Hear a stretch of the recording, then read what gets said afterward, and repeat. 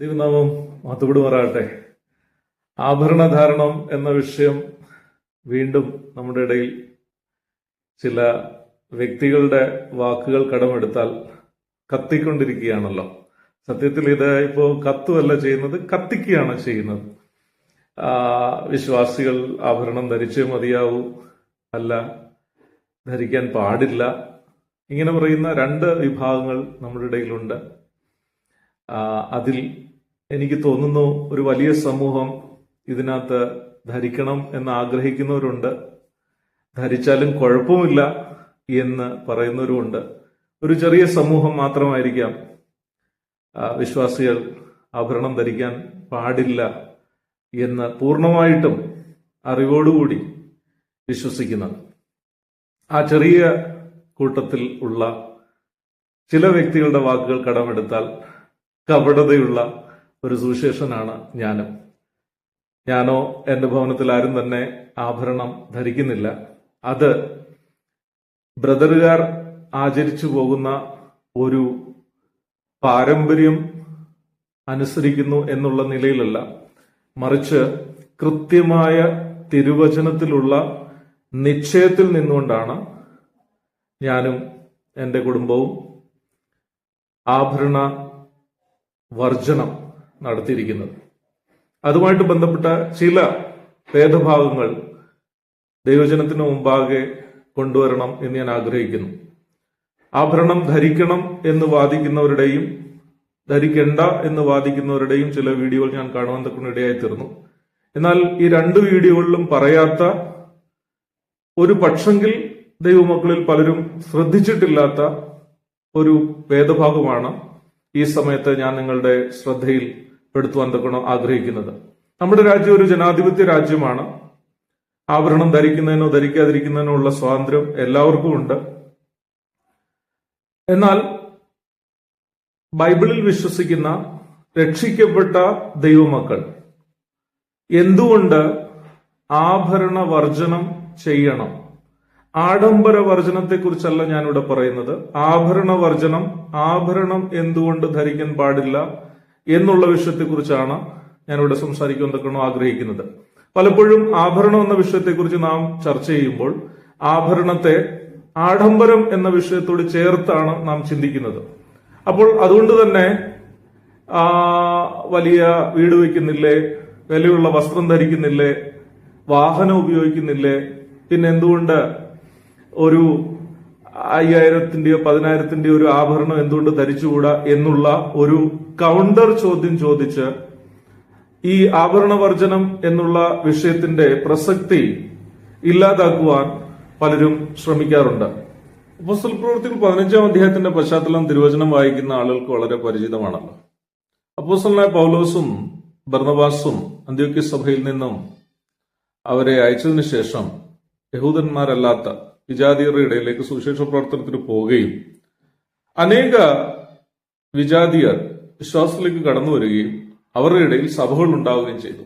ഈ ഒരു സാഹചര്യത്തിൽ യെരുശലേമിലെ അനേക യഹൂദ പ്രമാണിമാർ പൗലോസിനും ബർന്നബാസിനുമെതിരെ ആരോപണം ഉന്നയിക്കുവാൻ ഇടയായി തീർന്നു. ഇവർ മോശയുടെ ന്യായപ്രമാണം ലംഘിക്കുകയാണ്, വിജാതിയരുടെ രീതികളുമായിട്ട് ഇവർ ചേർന്നു പോവുകയാണ്. ഇങ്ങനെയുള്ള ആരോപണങ്ങൾ അവർക്ക് മേൽ ഉണ്ടായപ്പോൾ അന്ത്യോക്യ സഭ ഈ വിഷയം സംബന്ധിച്ച് ഒരു വ്യക്തത വരുത്തേണ്ടതിനായിട്ട് അവരെയും കൂട്ടി യെരുശലേമിലേക്ക് പോവുകയാണ്.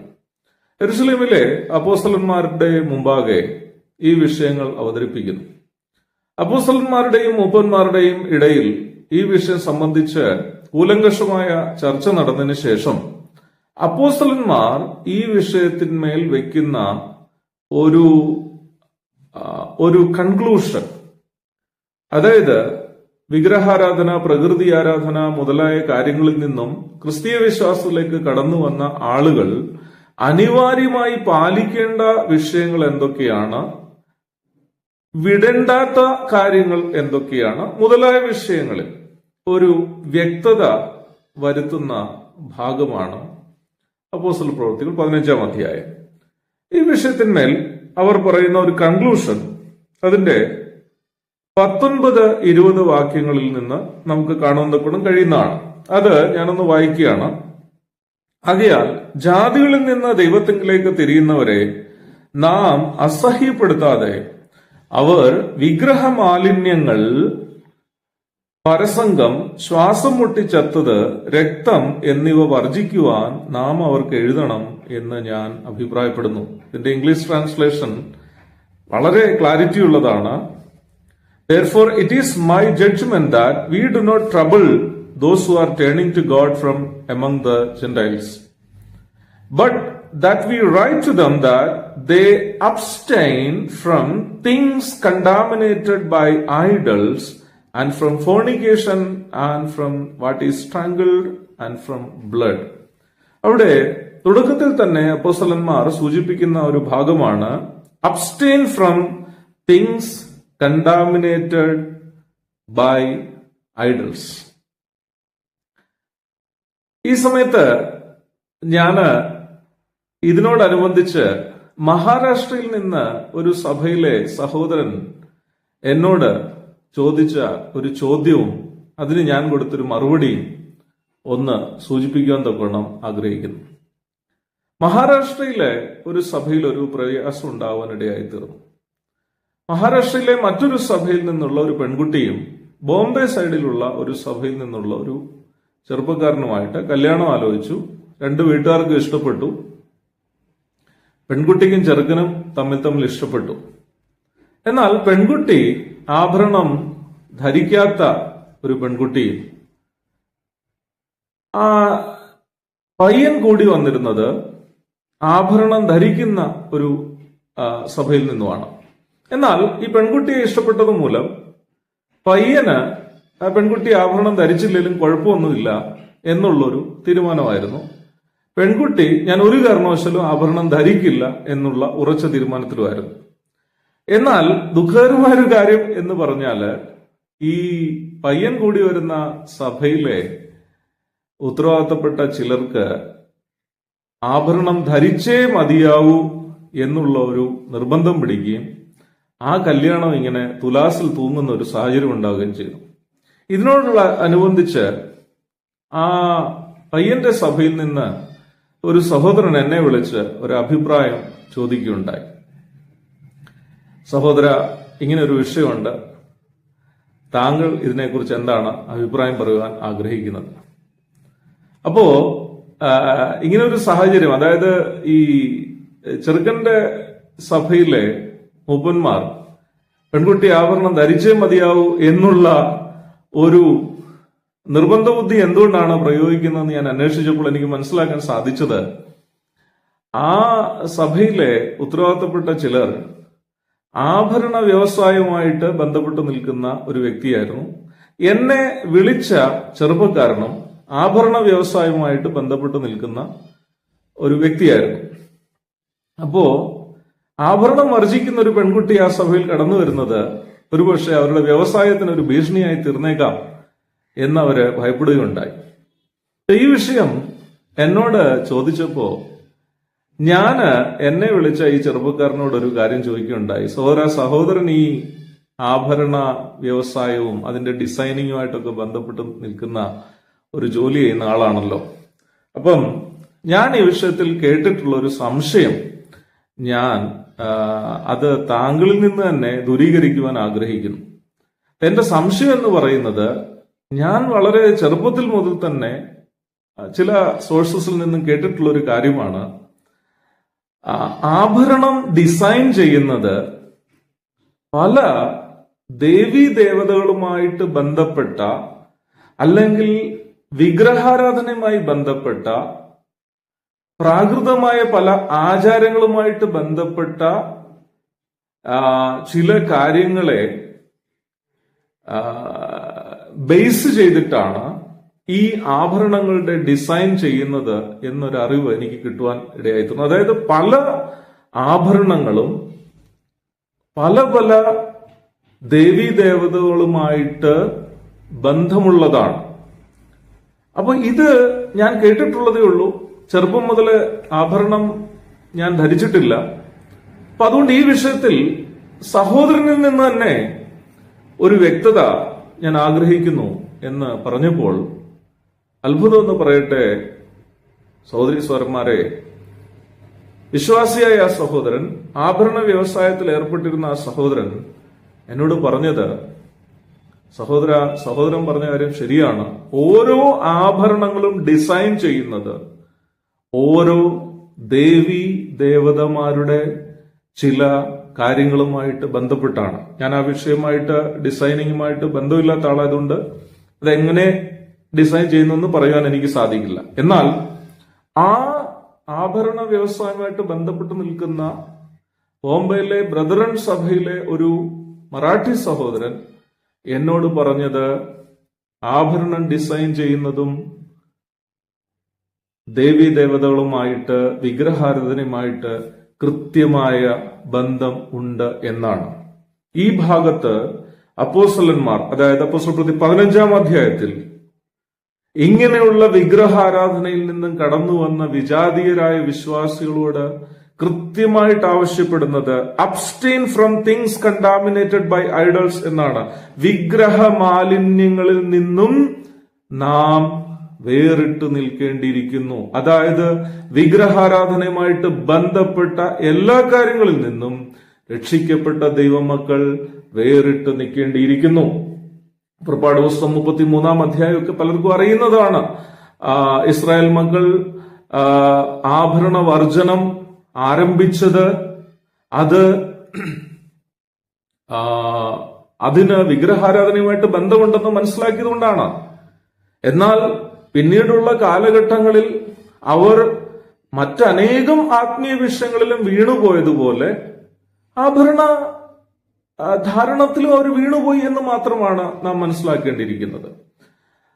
ഈ വിഷയം സംസാരിക്കുമ്പോൾ വളരെ കൃത്യമായിട്ട് നാം മനസ്സിലാക്കേണ്ടിയിരിക്കുന്ന വേറൊരു വേദഭാഗമാണ് 1 കൊരിന്ത്യർ 10-ാം അധ്യായത്തിന്റെ 14 മുതൽ താഴോട്ടുള്ള വേദഭാഗങ്ങൾ. ആ ഭാഗത്ത് വിഗ്രഹാരാധനയിൽ നിന്നും ദൈവമക്കൾ എന്തുകൊണ്ട് വേർപെട്ടിരിക്കുന്നേ മതിയാവൂ എന്ന് അപ്പോസ്തലനായ പൗലോസ് പറയുകയാണ്. 1 കൊരിന്ത്യർ 10-ാം അധ്യായം 14 മുതൽ 22 വരെയുള്ള വാക്യങ്ങൾ. അതുകൊണ്ട് പ്രിയന്മാരെ, വിഗ്രഹാരാധന വിട്ടോടുവിൻ. നിങ്ങൾ വിവേകികൾ എന്ന് വെച്ച് ഞാൻ പറയുന്നത് വിവേചിക്കുവിൻ. നാം അനുഗ്രഹിക്കുന്ന അനുഗ്രഹപാത്രം ക്രിസ്തുവിന്റെ രക്തത്തിന്റെ കൂട്ടായ്മയല്ലയോ? നാം നുറുക്കുന്ന അപ്പം ക്രിസ്തുവിന്റെ ശരീരത്തിന്റെ കൂട്ടായ്മയല്ലയോ? അപ്പോ ഒന്ന് ആകുകൊണ്ട് പലരായ നാം ഒരു ശരീരമാകുന്നു, നാം എല്ലാവരും ആ ഒരേ അപ്പത്തിന് അംശികളാകുന്നുവല്ലോ. ജഡപ്രകാരമുള്ള ഇസ്രായേലിനെ നോക്കുവാൻ, യാഗങ്ങൾ ഭുജിക്കുന്നവർ യാഗപീഠത്തിന്റെ കൂട്ടാളികളല്ലയോ? ഞാൻ പറയുന്നത് എന്താ? വിഗ്രഹാർപ്പിതം വല്ലതും ആകുന്നു എന്നോ വിഗ്രഹം വല്ലതും ആകുന്നു എന്നോ അല്ല. ജാതികൾ ബലി കഴിക്കുന്ന ദൈവത്തിനല്ല, ഭൂതങ്ങൾക്ക് കഴിക്കുന്നു എന്നത്രേ. എന്നാൽ നിങ്ങൾ ഭൂതങ്ങളുടെ കൂട്ടാളികളാകുവാൻ എനിക്ക് മനസ്സില്ല. നിങ്ങൾക്ക് കർത്താവിന്റെ പാനപാത്രവും ഭൂതങ്ങളുടെ പാനപാത്രവും കുടിക്കാൻ പാടില്ല. നിങ്ങൾക്ക് കർത്താവിന്റെ മേശയിലും ഭൂതങ്ങളുടെ മേശയിലും അംശികളാകുവാനും പാടില്ല. ഞാൻ നേരത്തെ പറഞ്ഞതുപോലെ ഇന്ത്യ പോലൊരു ജനാധിപത്യ രാജ്യത്ത് വിഗ്രഹം ആരാധിക്കുന്നതോ ആരാധിക്കാതിരിക്കാനുള്ള സ്വാതന്ത്ര്യം ഓരോരുത്തർക്കുണ്ട്. എന്നാൽ വിഗ്രഹാരാധന വിട്ടു മാറി യേശുക്രിസ്തുവിനെ രക്ഷിതാവും കർത്താവുമായി സ്വീകരിച്ച് ദൈവമക്കളായി എന്ന് അവകാശപ്പെടുന്ന ദൈവമക്കളോടുള്ള നിർദ്ദേശമാണ് ഈ ഭാഗത്ത് കൊടുത്തിരിക്കുന്നത്. ഇതെല്ലാവരോടുമുള്ള നിർദ്ദേശമല്ല.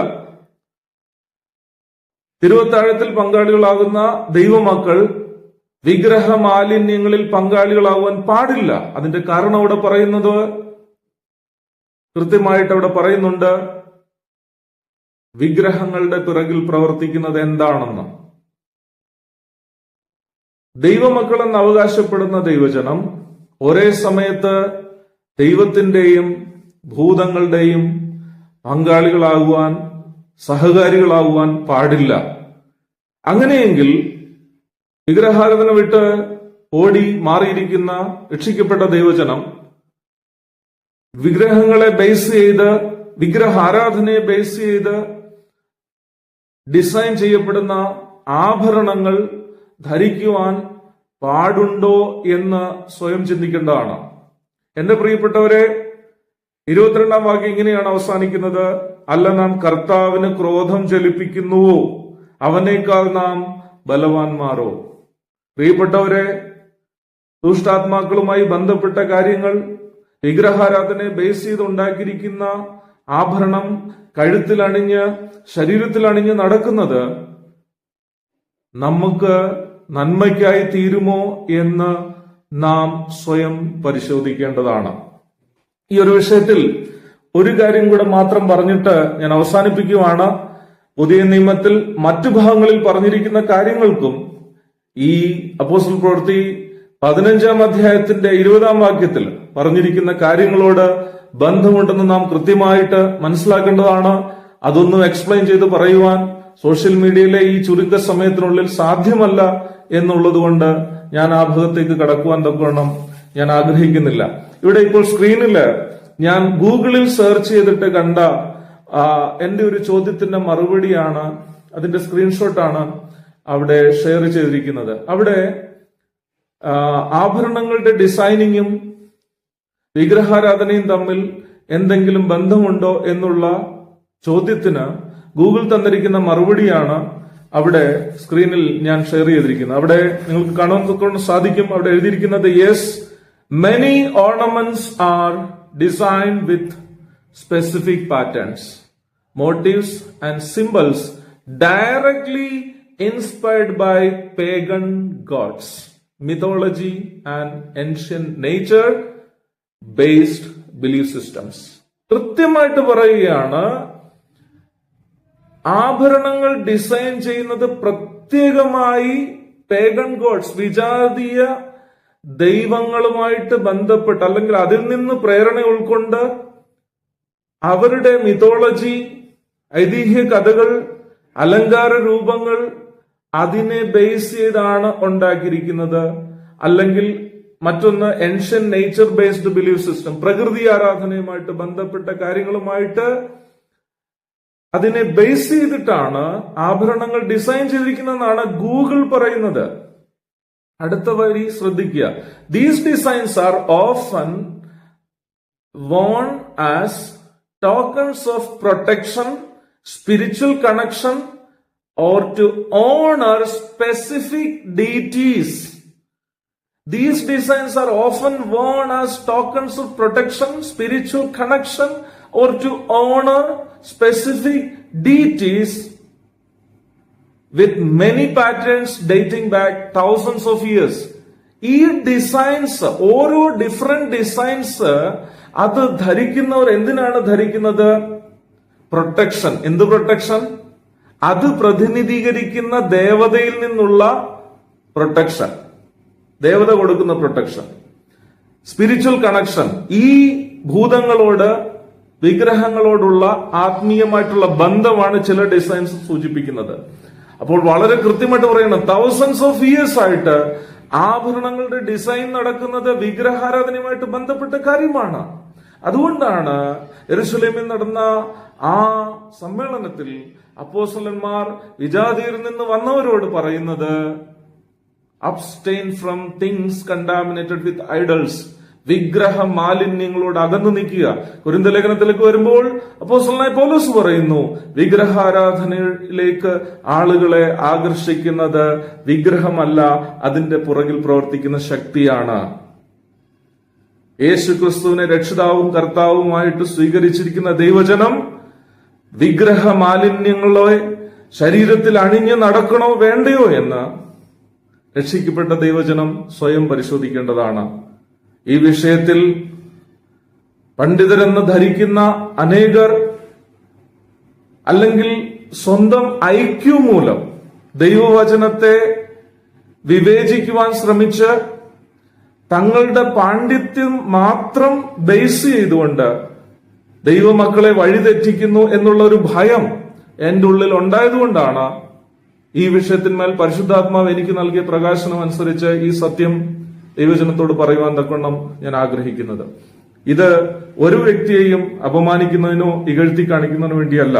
നമ്മൾ ആരും തന്നെ ഒരു വിഷയത്തിലും പൂർണ്ണമായിട്ട് അറിവുള്ളവരല്ല. ആരെങ്കിലും ഈ വിഷയങ്ങൾ തെറ്റായിട്ട് ധരിക്കുകയോ ധരിപ്പിക്കുകയോ ചെയ്യുന്നുണ്ടെങ്കിൽ ഈ വിഷയത്തിന്മേൽ അവരുടെ അറിവില്ലായ്മ മാത്രമാണ് അതിന് കാരണമായിരിക്കുന്നത്. എന്റെ ദൈവജനമേ, നമ്മുടെ പിതാക്കന്മാർ, രക്ഷിക്കപ്പെട്ട ദൈവമക്കൾ തിരുവചനത്തെ പരിശുദ്ധാത്മാവിന്റെ നിറവിൽ നിന്നുകൊണ്ട് വിവേചിക്കുകയും പഠിപ്പിക്കുകയും ചെയ്ത ആ പഴയ തലമുറയിലെ ദൈവജനം കേവലം ആഡംബരത്തെയോ അലങ്കാരത്തെയോ ഉപേക്ഷിക്കുമെന്നുള്ള നിലയിലല്ല ആഭരണം ഉപേക്ഷിച്ചത്. മറിച്ച് ആഭരണങ്ങൾക്ക് വിഗ്രഹങ്ങളോടുള്ള ബന്ധം മനസ്സിലാക്കിയിട്ട് തന്നെയാണ് എന്ന് ഓർമ്മിപ്പിച്ചുകൊണ്ട് ഞാൻ എന്റെ വാക്കുകൾ ഉപസംഹരിക്കുന്നു. പരിശുദ്ധാത്മാവിന്റെ നടത്തിപ്പിൽ, സ്വന്തം ബുദ്ധിയിലൂന്നിയല്ല, പരിശുദ്ധാത്മാവിന്റെ നടത്തിപ്പിൽ ഈ കാര്യങ്ങളെ വിവേചിക്കുവാൻ ദൈവം തന്റെ ജനത്തെ സഹായിക്കട്ടെ എന്ന് പ്രാർത്ഥിച്ചുകൊണ്ട് ഞാൻ എന്റെ വാക്കുകൾ അവസാനിപ്പിക്കുന്നു.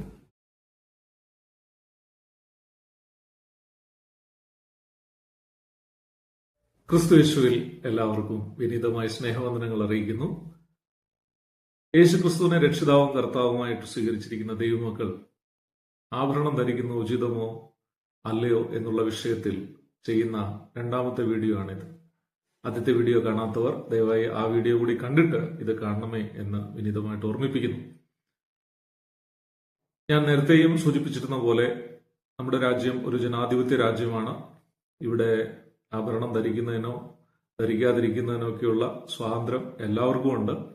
അപ്പൊ അതുകൊണ്ട് ഈ വീഡിയോ ചെയ്യുന്നതിന്റെ ഉദ്ദേശം എല്ലാവരും ആഭരണം ഊരണം എന്ന് സൂചിപ്പിക്കുന്നതിന് വേണ്ടിയല്ല, മറിച്ച് യേശുക്രിസ്തുവിനെ രക്ഷിതാവും കർത്താവുമായിട്ട് സ്വീകരിച്ചിരിക്കുന്ന, ബൈബിളിനെ സ്നേഹിക്കുന്ന ദൈവമക്കൾ ആഭരണധാരണം സംബന്ധിച്ച് വചനം പഠിപ്പിക്കുന്ന ചില സത്യങ്ങൾ അവരെ അറിയിക്കണം എന്നുള്ള ഉദ്ദേശത്തിൽ മാത്രമാണ് ഇത് ചെയ്യുന്നത്. ഇവിടെ പറഞ്ഞിരിക്കുന്ന കാര്യങ്ങൾ അല്ലെങ്കിൽ വചനത്തിൽ പറഞ്ഞിരിക്കുന്ന കാര്യങ്ങൾ അനുസരിക്കണമോ വേണ്ടയോ എന്ന് തീരുമാനിക്കുന്നത് കേൾക്കുന്നവരുടെ സ്വാതന്ത്ര്യമാണ്. അവർ അതിന് കണക്ക് കൊടുക്കുന്നത് കേവലം ദൈവത്തോട് മാത്രം ആയിരിക്കുമല്ലോ. എന്റെ ഒന്നാമത്തെ വീഡിയോയിൽ ആഭരണധാരണം വിഗ്രഹാരാധനയുമായിട്ട് ബന്ധപ്പെട്ടിരിക്കുന്ന ഒരു കാര്യമായതുകൊണ്ട് അതിൽ നിന്ന് വേർപെടേണ്ട ആവശ്യത്തെ കുറിച്ചാണ് നാം സംസാരിച്ചത്. രക്ഷിക്കപ്പെട്ട ദൈവമക്കളായ നമ്മുടെ പിതാക്കന്മാർ ആഭരണം ഉപേക്ഷിച്ചത് കേവലം ആഡംബരം ഉപേക്ഷിക്കുക എന്നുള്ള അർത്ഥത്തിൽ മാത്രമല്ല, മറിച്ച് വിഗ്രഹാരാധനയിൽ നിന്ന് രക്ഷിക്കപ്പെട്ട ദൈവമക്കൾ വേർപെട്ടിരിക്കണം എന്നുള്ള ആഗ്രഹത്തോടു കൂടി ആണ്. എന്റെ കഴിഞ്ഞ വീഡിയോയിൽ അതാണ് പ്രധാനമായിട്ടും സൂചിപ്പിച്ചത്. ആഭരണ ധാരണത്തോടുള്ള ബന്ധത്തിൽ തിമോത്തിയോസിന്റെ 1-ാം ലേഖനം 2-ാം അധ്യായം 10-ാം വാക്യത്തിൽ പറഞ്ഞിരിക്കുന്ന ചില കാര്യങ്ങളുടെ വിശകലനം നടത്തുക എന്നുള്ളതാണ് ഈ വീഡിയോയിലൂടെ ഉദ്ദേശിക്കുന്നത്. ബൈബിളിലെ ഏതൊരു വാക്യത്തെയും അതിന്റെ ശരിയായ അർത്ഥത്തിൽ മനസ്സിലാക്കുവാൻ നമുക്ക് ആ പുസ്തകത്തിന്റെയും ആ വാക്യത്തിന്റെയൊക്കെ ശരിയായ ചരിത്ര പശ്ചാത്തലം മനസ്സിലാക്കിയിരിക്കേണ്ടത് ആവശ്യമാണ്. അതിന്റെ ചരിത്ര പശ്ചാത്തലം മനസ്സിലാക്കാതെ നമ്മളൊരു വാക്യത്തെ വിശകലനം ചെയ്യുവാനോ മനസ്സിലാക്കുവാനോ പ്രസംഗിക്കുവാനോ ശ്രമിക്കുന്നത് ആ വാക്യത്തെ ശരിയായി മനസ്സിലാക്കുന്നതിനോ മനസ്സിലാക്കിക്കുന്നതിനോ കഴിയുന്നതിൽ നാം പരാജയപ്പെട്ടു പോകുവാൻ കാരണമായി തീരും. അതുകൊണ്ട് ആദ്യമായിട്ട് തിമോത്തിയോസിന് പൗലോസ് എഴുതിയ ലേഖനങ്ങളുടെ പശ്ചാത്തലം ഒന്ന് ചെറുതായിട്ട് പറയാൻ തക്കണം ആഗ്രഹിക്കുന്നു. അപ്പോസ്തലനായ പൗലോസിന്റെ സഹകാരികളായിരുന്ന അക്വിലായും പ്രിസ്കില്ലയുമാണ് എഫെസോസിൽ സഭ സ്ഥാപിച്ചത് എന്നാണ് പ്രവൃത്തികളുടെ പുസ്തകം 18-ാം അധ്യായത്തിന്റെ 18-19 വാക്യങ്ങളിൽ നിന്ന് നമുക്ക് മനസ്സിലാക്കുവാൻ സാധിക്കുന്നത്. അപ്പോസ്തലനായ പൗലോസ് എഫെസോസിലെ സഭയിൽ 3 വർഷം താമസിച്ച് വചനം പഠിപ്പിച്ചിരുന്നതായിട്ട് പ്രവൃത്തികളുടെ പുസ്തകം 20-31 നിന്ന് നമുക്ക് മനസ്സിലാക്കുവാൻ സാധിക്കുന്നതാണ്. പൗലോസ് അപ്പോസ്തലൻ അവിടെ നിന്ന് പോയതിനു ശേഷം പിന്നീട് തന്റെ ശിഷ്യനായിരുന്ന തിമോത്തിയോസിനെ എഫെസോസിലേക്ക് അയക്കുന്നു. ചെറുപ്പക്കാരനായിരുന്ന സുവിശേഷകൻ തിമോത്തിയോസ് അവിടെ ചെല്ലുമ്പോൾ എഫെസോസിലെ സഭയിൽ അനേക പ്രശ്നങ്ങൾ നടക്കുകയാണ്. പല പ്രശ്നങ്ങളുണ്ട്. എല്ലാ പ്രശ്നങ്ങളെ കുറിച്ച് ചർച്ച ചെയ്യുവാൻ ഇവിടെ ഇപ്പോൾ ആഗ്രഹിക്കുന്നില്ല. ഒരു പ്രധാനപ്പെട്ട പ്രശ്നം തിമോത്തിയോസിന് അവിടെ നേരിടേണ്ടി വന്നത് സഭയിലെ പ്രമുഖരായിരുന്ന ചില വിശ്വാസികൾ, അവരുടെ പേര് 1 തിമോത്തിയോസ് 1:20, 2 തിമോത്തിയോസ് 2:18 മുതലായ വാക്യങ്ങളിൽ കാണുന്നത് കൊണ്ട് സാധിക്കുന്നതാണ്.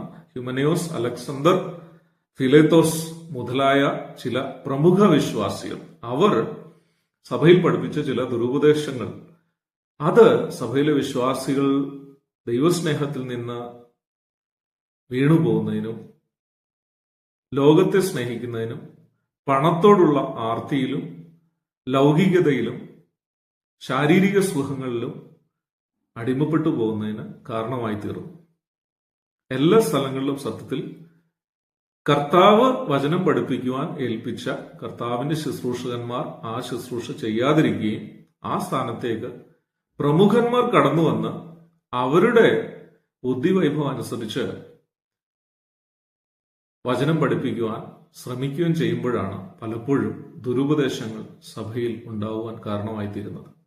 അതുകൊണ്ട് കർത്താവിന്റെ ദാസന്മാർ വചനസത്യങ്ങൾ ആർക്കും വഴങ്ങിക്കൊടുക്കാതെ പരിശുദ്ധാത്മാവിന്റെ നിയന്ത്രണത്തിൽ സഭയെ പഠിപ്പിക്കേണ്ടത് വളരെ അത്യാവശ്യമാണ്. അല്ല എങ്കിൽ എഫെസോസ് സഭയെ പോലെ ഈ കാലഘട്ടത്തിലെ സഭയും ലോകമയത്വത്തിലും അതുപോലെ പണത്തോടുള്ള ആർത്തിയിലും മറ്റു കാര്യങ്ങളിലും മുങ്ങിപ്പോകുവാൻ കാരണമായി തീരും. തിമോഥെയോസിന്റെ 1-ാം ലേഖനം അധ്യായം 6-5 മുതൽ 10 വരെയുള്ള വാക്യങ്ങൾ കൂടി ഈ തരുണത്തിൽ നിങ്ങൾ വായിക്കുവാൻ ശ്രമിക്കുന്നുവെങ്കിൽ ഈ കാര്യങ്ങൾ മനസ്സിലാക്കുന്നതിന് സഹായകരം ആയിരിക്കും എന്ന് ഓർമ്മിപ്പിക്കുന്നു.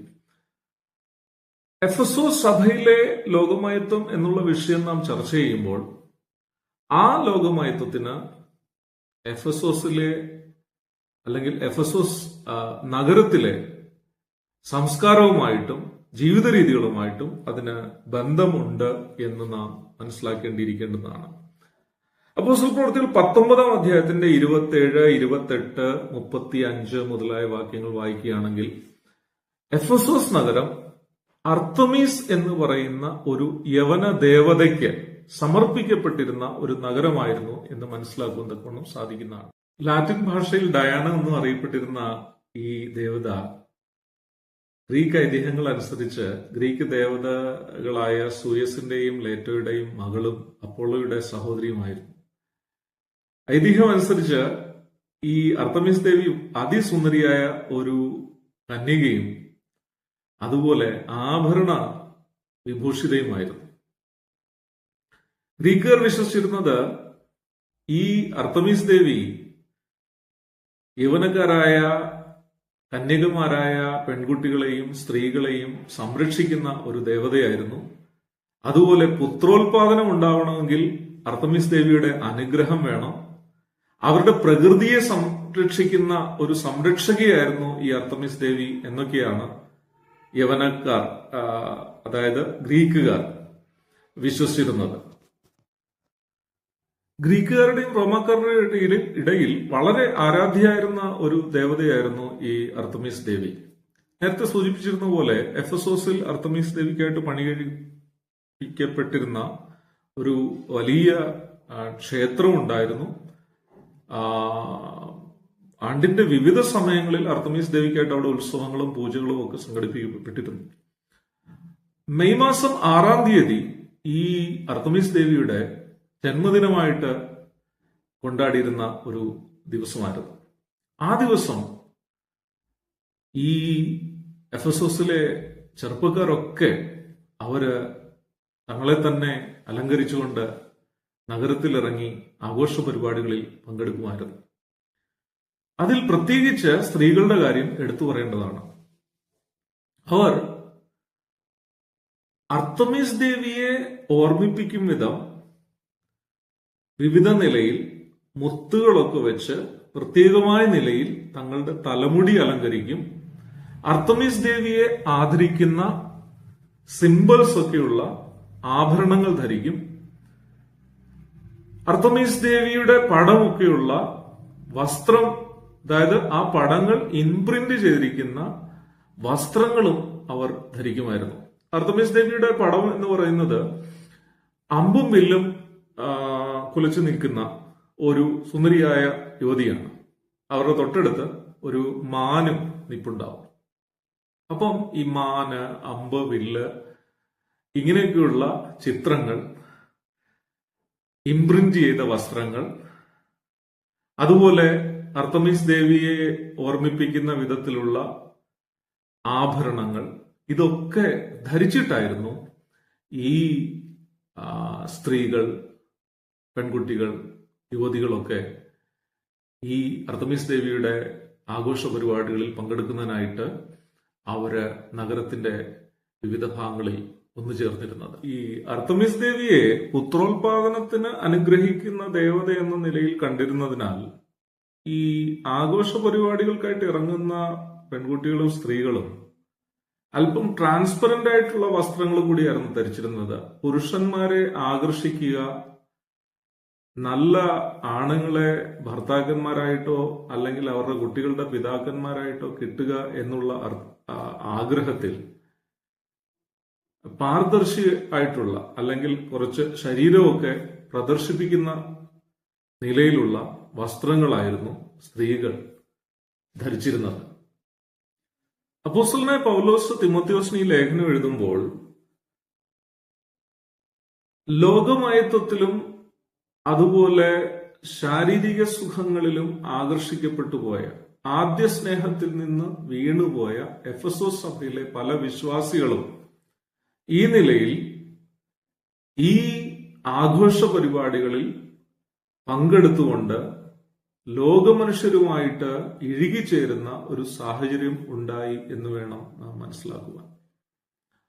ഈ ഒരു പശ്ചാത്തലത്തിലാണ് അപ്പോസ്തലനായ പൗലോസ് തിമോത്തിയോസിന് ഈ ലേഖനം എഴുതുന്നത്. നമ്മുടെ കേരളത്തിലെ ബ്രദറൻ പെന്തക്കോസ്ത് സമൂഹങ്ങൾക്കിടയിലും ഓണവും മറ്റു പലതും ഇപ്പോൾ ഇടം പിടിച്ചു തുടങ്ങിയിരിക്കുന്നത് പോലെ ആദ്യ സ്നേഹത്തിൽ നിന്ന് വീണുപോയ എഫെസോസിലെ വിശ്വാസികൾ പലരും അവർ ക്ഷേത്രത്തിൽ പോയി അർത്തമീസ് ദേവിയൊന്നും വണങ്ങിയിട്ടൊന്നുമില്ല. പക്ഷെങ്കില് അർത്തമീസിനെ ആദരിക്കും വിധം തലമുടി പിന്നുക, വിഗ്രഹാരാധനയുടെ ഭാഗമായ ആഭരണങ്ങൾ അണിയുക, അതുപോലെ ഈ ദേവതയുടെയൊക്കെ പിക്ചർ അല്ലെങ്കിൽ മാനിന്റെ പിക്ചർ, അമ്പും വില്ലിന്റെ പിക്ചറൊക്കെയുള്ള വസ്ത്രങ്ങൾ അണിയുക, ഇതൊക്കെ ചെയ്ത് ഇവരും ആഘോഷ പരിപാടികളിൽ പങ്കെടുക്കുവാൻ തക്കവണ്ണം തുടങ്ങി.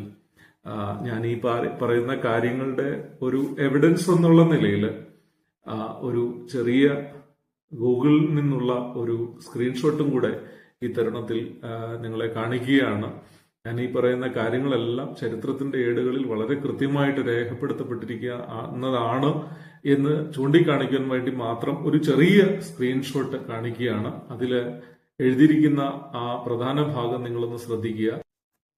എഫെസോസിലെ ആളുകളുടെ ആഭരണധാരണവും അർത്തമീസ് ദേവിയുടെ ആരാധനയും തമ്മിൽ എങ്ങനെ ബന്ധപ്പെട്ടിരിക്കുന്നു എന്ന് മനസ്സിലാക്കുവാൻ ഈ പോർഷൻ, ഈ സ്ക്രീൻഷോട്ട് നിങ്ങളെ സഹായിക്കും. അവിടെ എഴുതിയിരിക്കുന്നത് നിങ്ങൾ വായിക്കുക. Yes, there was a deep connection. Yes, there was a deep connection between the worship of Artemis in Ephesus and the ornaments worn by Ephesians. എഫെസോസിലെ ആളുകൾ ധരിച്ചിരുന്ന ആഭരണങ്ങളും അർത്തമീസ് ദേവിയുടെ ആരാധനയും തമ്മിൽ വളരെ ആഴമേറിയ ബന്ധമുണ്ടായിരുന്നു എന്നാണ് അവിടെ സൂചിപ്പിച്ചിരിക്കുന്നത്. ഈ ഒരു പശ്ചാത്തലത്തിലാണ് അപ്പോസ്തലനായ പൗലോസ് എഴുതുന്നത്, പിന്നിയ തലമുടി, പൊന്ന്, മുത്ത്, വിലയേറിയ വസ്ത്രം എന്നിവ കൊണ്ടല്ല, ആപേക്ഷികമായിട്ടല്ല കേട്ടോ പറഞ്ഞിരിക്കുന്നത്. പിന്നിയ തലമുടി, പൊന്ന്, മുത്ത്, വിലയേറിയ വസ്ത്രം എന്നിവ കൊണ്ടല്ല, ദൈവഭക്തിയെ സ്വീകരിക്കുന്ന സ്ത്രീകൾക്ക് ഉചിതമാകും വണ്ണം സത്പ്രവൃത്തികളെ കൊണ്ട് അത്രേ അലങ്കരിക്കേണ്ടത്. അവിടെ സത്പ്രവൃത്തികളെ ഉയർത്തി കാണിക്കുവാൻ വേണ്ടി മാത്രമല്ല അത് പറഞ്ഞിരിക്കുന്നത്. ദൈവഭക്തിയെ സ്വീകരിക്കുന്ന സ്ത്രീകൾ അവർ ഈ നിലയിൽ അർത്തമീസ് ദേവിയുടെ എംബ്ലങ്ങൾ അടങ്ങിയ വസ്ത്രങ്ങൾ ധരിക്കുകയോ അല്ലെങ്കിൽ അർത്തമീസ് ദേവിയെ ആദരിക്കുന്ന ആഭരണങ്ങൾ അണിയുകയോ ഒക്കെ ചെയ്ത് ആ വിഗ്രഹാരാധനയുടെ ഭാഗം ആകരുത് എന്നാണ് കൃത്യമായിട്ട് പറഞ്ഞിരിക്കുന്നത്. ഞാൻ എൻ്റെ ആദ്യത്തെ വീഡിയോയുടെ അവസാനം പറഞ്ഞിരുന്നത് പോലെ അപ്പോസ്തല പ്രവൃത്തി 15:20 രക്ഷിക്കപ്പെട്ട ദൈവമക്കൾ വിഗ്രഹ മാലിന്യങ്ങളിൽ നിന്ന് മാറണം എന്ന് പറയുന്ന ആ സത്യത്തെ ഊന്നിപ്പറയുകയാണ് അപ്പോസ്തലനായ പൗലോസും ഇവിടെ ചെയ്യുന്നത്.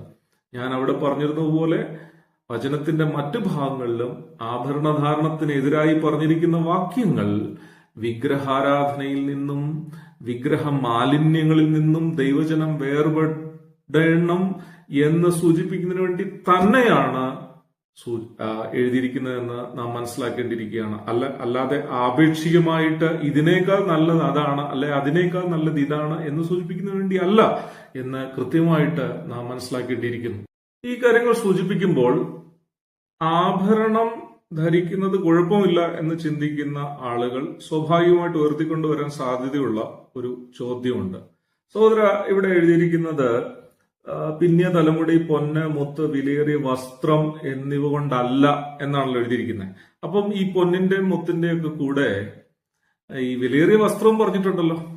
അപ്പം പൊന്ന്, മുത്ത് മാത്രം ധരിക്കണ്ടെന്ന് പറയുകയും വിലയേറിയ വസ്ത്രം വേണമെങ്കിൽ ധരിച്ചോ എന്ന് പറയുന്നതും കപടതയല്ലേ എന്ന് ചോദിക്കാനുള്ള സാധ്യതയുണ്ട്. അതിനുള്ള മറുപടി കൃത്യമായിട്ട് അപ്പോസ്തലൻ അവിടെ തന്നെ പറഞ്ഞിട്ടുണ്ട്. അതിന്റെ 9-ാം വാക്യത്തിൽ 1 തിമോഥെയോസ് 2:9 അവിടെ പറയുന്നത് എന്താണ്? അവണം സ്ത്രീകളും യോഗ്യമായ വസ്ത്രം ധരിച്ച് ലജ്ജാശീലത്തോടും സുബോധത്തോടും കൂടെ തങ്ങളെ അലങ്കരിക്കണം. അപ്പം യോഗ്യമായ വസ്ത്രം ധരിക്കുന്നത് വിലക്കിയിട്ടില്ല. വസ്ത്രം ധരിക്കുന്ന വിലക്കിയിട്ടില്ല. എന്നാൽ യോഗ്യമായ നിലയിൽ ആഭരണം ധരിച്ചോളൂ എന്നവിടെ പറഞ്ഞിട്ടില്ല. അതിനർത്ഥം പൊന്ന്, മുത്ത്, വിലയേറിയ വസ്ത്രം, വിലയേറിയ വസ്ത്രം എന്ന് അവിടെ പ്രത്യേകമായിട്ട് പറഞ്ഞിരിക്കുന്നതിന്റെ പശ്ചാത്തലം ഞാൻ പറയുകയുണ്ടായിരുന്നല്ലോ. അപ്പോ അതൊക്കെ ഒഴിവാക്കേണ്ട കാര്യങ്ങളാണ് അവിടെ പറഞ്ഞിരിക്കുന്നത്. എന്നാൽ വസ്ത്രം പൂർണ്ണമായിട്ട് ഒഴിവാക്കണമെന്ന് പറഞ്ഞിട്ടില്ല. യോഗ്യമായ വസ്ത്രം ധരിക്കാൻ അനുവദിച്ചിട്ടുണ്ട്. യോഗ്യമായ വസ്ത്രം എന്താണെന്നും അവിടെ പ്രത്യേകമായിട്ട് പറഞ്ഞിട്ടുണ്ട്. ലജ്ജാശീലത്തോടും സുബോധത്തോടും കൂടെ തങ്ങളെ അലങ്കരിക്കണം. അപ്പോൾ വസ്ത്രം ധരിക്കുമ്പോൾ സ്ത്രീകൾ ഓർമ്മിക്കേണ്ട കാര്യം ലജ്ജാശീലം ഉണ്ടായിരിക്കണം, സുബോധം ഉണ്ടായിരിക്കണം. മോഡസ്റ്റ്ലി ആൻഡ് ഡിസ്ക്രീറ്റ്ലി എന്ന 2 വാക്കുകളാണ് കൂടുതലും ഇംഗ്ലീഷ് ട്രാൻസ്ലേഷനിൽ എഴുതിയിരിക്കുന്നത്. അത് വളരെ കൃത്യമായിട്ട് മനസ്സിലാക്കേണ്ട ഒരു ഭാഗമാണ്.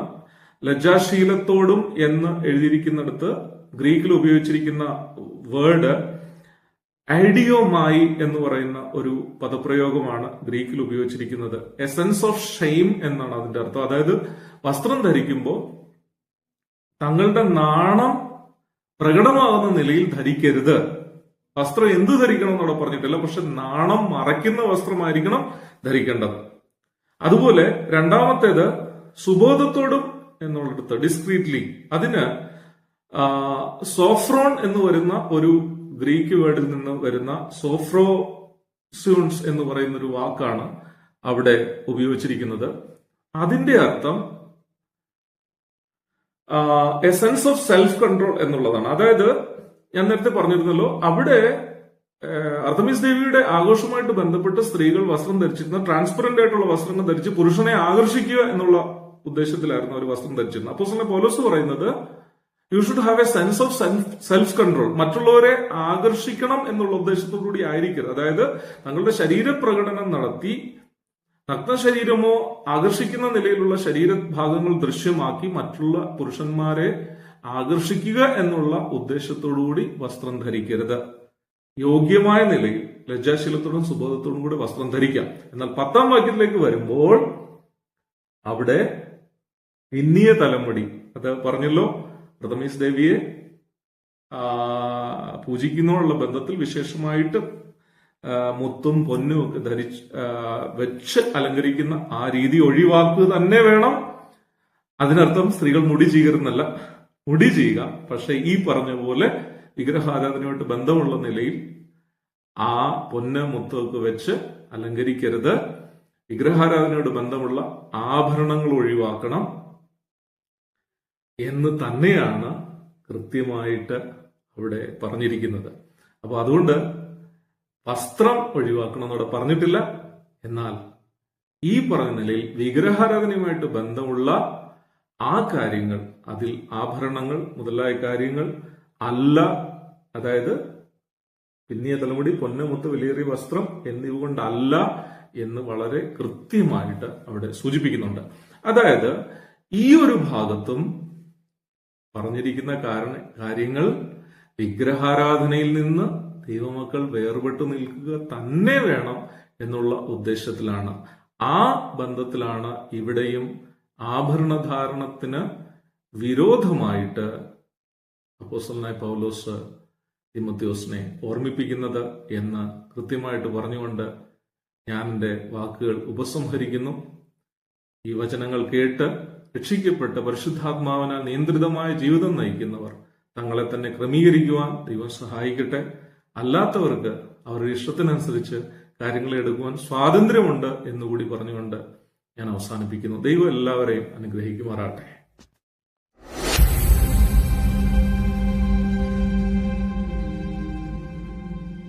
ദൈവനാമം മഹത്വപ്പെടുമാറാകട്ടെ.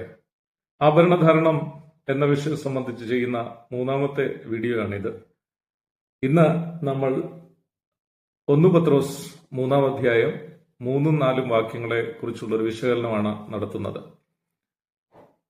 ആദ്യത്തെ 2 വീഡിയോകൾ കണ്ടിട്ടില്ലാത്തവർ ദയവേത് അത് കണ്ടതിന് ശേഷം ഇത് കാണണമേ എന്ന് അപേക്ഷിക്കുന്നു. ഈ വീഡിയോ ചെയ്യുന്നതിന്റെ ഉദ്ദേശം ഞാൻ നേരത്തെ പറഞ്ഞിരുന്നത് പോലെ, അതായത് മുമ്പിലത്തെ വീഡിയോകളിൽ പറഞ്ഞിരുന്ന പോലെ, ഇത് കേൾക്കുന്നവരെല്ലാവരും ആഭരണം വിട്ടുകളയുമെന്നുള്ള പ്രതീക്ഷ കൊണ്ടുമല്ല, എല്ലാവരും ചെയ്തേ മതിയാകൂ എന്നുള്ള വാശിയിലുമല്ല. അങ്ങനെ ഞാൻ പറഞ്ഞാൽ എല്ലാവരും ആഭരണം വിട്ടിട്ട് ഓടും എന്നുള്ള പ്രതീക്ഷ എനിക്കില്ല. എന്നാൽ ഒരിക്കൽ കൂടി ഞാൻ താഴ്മീവിനുമായിട്ട് ഓർമ്മിപ്പിക്കട്ടെ. യേശുക്രിസ്തുവിനെ രക്ഷിതാവും കർത്താവും ആയിട്ട് സ്വീകരിച്ച് രക്ഷിക്കപ്പെട്ട് പരിശുദ്ധാത്മാവിന്റെ നടത്തിപ്പിൽ ജീവിക്കുന്ന അല്ലെങ്കിൽ ജീവിക്കുവാൻ ആഗ്രഹിക്കുന്ന ദൈവജനം ഈ വിഷയം സംബന്ധിച്ച് വചനത്തിൽ പരാമർശിച്ചിരിക്കുന്ന കാര്യങ്ങൾ മനസ്സിലാക്കണം എന്നുള്ള ആഗ്രഹത്തിൽ മാത്രമാണ് ഈ വീഡിയോ ചെയ്യുന്നത്. അത് കേട്ടിട്ട് അത് വചനത്തിൽ നിന്നാണെന്ന് ബോധ്യപ്പെടുന്നെങ്കിൽ അതനുസരിക്കുന്നതിനും, അല്ല ഞങ്ങൾ ഇത് അനുസരിക്കില്ല എന്നുള്ള താല്പര്യമാണ് ഉള്ളതെങ്കിൽ അനുസരിക്കാതിരിക്കാനും ഉള്ള സ്വാതന്ത്ര്യം കേൾവിക്കാർക്കുണ്ട് എന്നുള്ള പൂർണ്ണമായ വിശ്വാസത്തോടുകൂടി ഈ മൂന്നാമത്തെ വീഡിയോ ചെയ്യുകയാണ്. ആദ്യത്തെ 2 വീഡിയോകളുടെ തുടർച്ചയായിട്ട് ഈ വീഡിയോ ചെയ്യുന്നതുകൊണ്ട് ആദ്യത്തെ വീഡിയോകൾ കണ്ടതിന് ശേഷം ഇത് കാണണം എന്ന് താഴ്മയായിട്ട് ഓർപ്പിക്കുന്നു. ഇന്ന് പരാമർശിക്കപ്പെടുന്ന വാക്യം 1 പത്രോസ് 3-ാം അധ്യായം 3-4 വാക്യങ്ങൾ. നിങ്ങളുടെ അലങ്കാരം തലമുടി പിന്നുന്നതും പൊന്നണിയുന്നതും വസ്ത്രം ധരിക്കുന്നതും ഇങ്ങനെ പുറമേയുള്ളതല്ല, സൗമ്യതയും സാവധാനതയുമുള്ള മനസ്സ് എന്ന അക്ഷയഭൂഷണമായ ഹൃദയത്തിന്റെ ഗൂഢമനുഷ്യൻ തന്നെ ആയിരിക്കണം. അത് ദൈവസന്നിധിയിൽ വിലയേറിയതാകുന്നു. ഈ വാക്യത്തെക്കുറിച്ചാണ് ഇന്ന് നമ്മൾ ആഭരണധാരണം എന്ന വിഷയം സംബന്ധിച്ച് ചിന്തിക്കുന്നത്. എന്റെ മുമ്പിലത്തെ വീഡിയോയിൽ ഞാൻ പറഞ്ഞിരുന്ന പോലെ വചനത്തിലെ ഏതൊരു വാക്യത്തെയും നമുക്ക് കൃത്യമായിട്ട് മനസ്സിലാക്കണമെങ്കിൽ ആ പുസ്തകത്തിന്റെ പശ്ചാത്തലം കൃത്യമായിട്ട് മനസ്സിലാക്കേണ്ടിയിരിക്കുന്ന ഒരു ആവശ്യമുണ്ട്. അതുകൊണ്ട് പത്രോസ് എന്താണ് പറഞ്ഞതെന്ന് മനസ്സിലാക്കണമെങ്കിൽ പത്രോസ് എഴുതിയ ലേഖനത്തിന്റെ പശ്ചാത്തലവും നമുക്ക് കൃത്യമായിട്ട് മനസ്സിലാക്കേണ്ടുന്ന ആവശ്യമുണ്ട്. അപ്പോസ്തലനായ പത്രോസ് 1-ാം നൂറ്റാണ്ടിലെ സഭയുടെ തലമുതിർന്ന നേതാവായിരുന്നു. ഉപദേശപരമായ തർക്കവിഷയങ്ങളിൽ അവസാന വാക്ക് പറയുവാൻ അധികാരമുണ്ടായിരുന്ന തൂണുകളെന്നെണ്ണപ്പെട്ടിരുന്ന 3 പേരിൽ ഒരാളും കൂടിയായിരുന്നു പത്രോസ്. അപ്പോ പത്രോസ് ഈ ലേഖനം 1-ാം നൂറ്റാണ്ടിൽ റോമ ഭരണത്തിന് കീഴിൽ, പ്രത്യേകിച്ച് ദുഷ്ട ചക്രവർത്തി നീറോ ഭരിച്ചിരുന്ന കാലത്ത് യവന റോമ പശ്ചാത്തലങ്ങളിൽ നിന്ന്, അതായത് യഹൂദ പശ്ചാത്തലത്തിൽ നിന്നല്ല, യവന റോമ പശ്ചാത്തലങ്ങളിൽ നിന്ന് വിശ്വാസത്തിലേക്ക് വന്ന വിശ്വാസികളുടെ സഭകൾക്കാണ് അപ്പോസ്തലനായ പത്രോസ് ഈ ലേഖനം എഴുതുന്നത്. 1-ാം അധ്യായത്തിന്റെ 1 മുതൽ 7 വരെയുള്ള വാക്യങ്ങളിൽ നമുക്കത് വായിക്കാൻ സാധിക്കുന്നതാണ്. ആ വിശ്വാസികൾ നീറോ ചക്രവർത്തിയുടെ കാലത്ത് കടുത്ത പീഡനത്തിലൂടെ കടന്നുപോയി. അവരോടാണ് അപ്പോസ്തലനായ പത്രോസ് ഈ കാര്യങ്ങളൊക്കെ പറയുന്നത്. അവരുടെ പലരുടെയും സമ്പത്തും ഒരുപക്ഷെ അവർക്കൊക്കെ ഉണ്ടായിരുന്ന, അവരുടെ വിശ്വാസത്തിൽ വരുന്നതിന് മുമ്പ് ഉണ്ടായിരുന്ന അവരുടെ ആഭരണങ്ങളും സ്വത്തും ഒക്കെ അപഹരിക്കപ്പെട്ടു പോയിട്ടുണ്ടാവാം.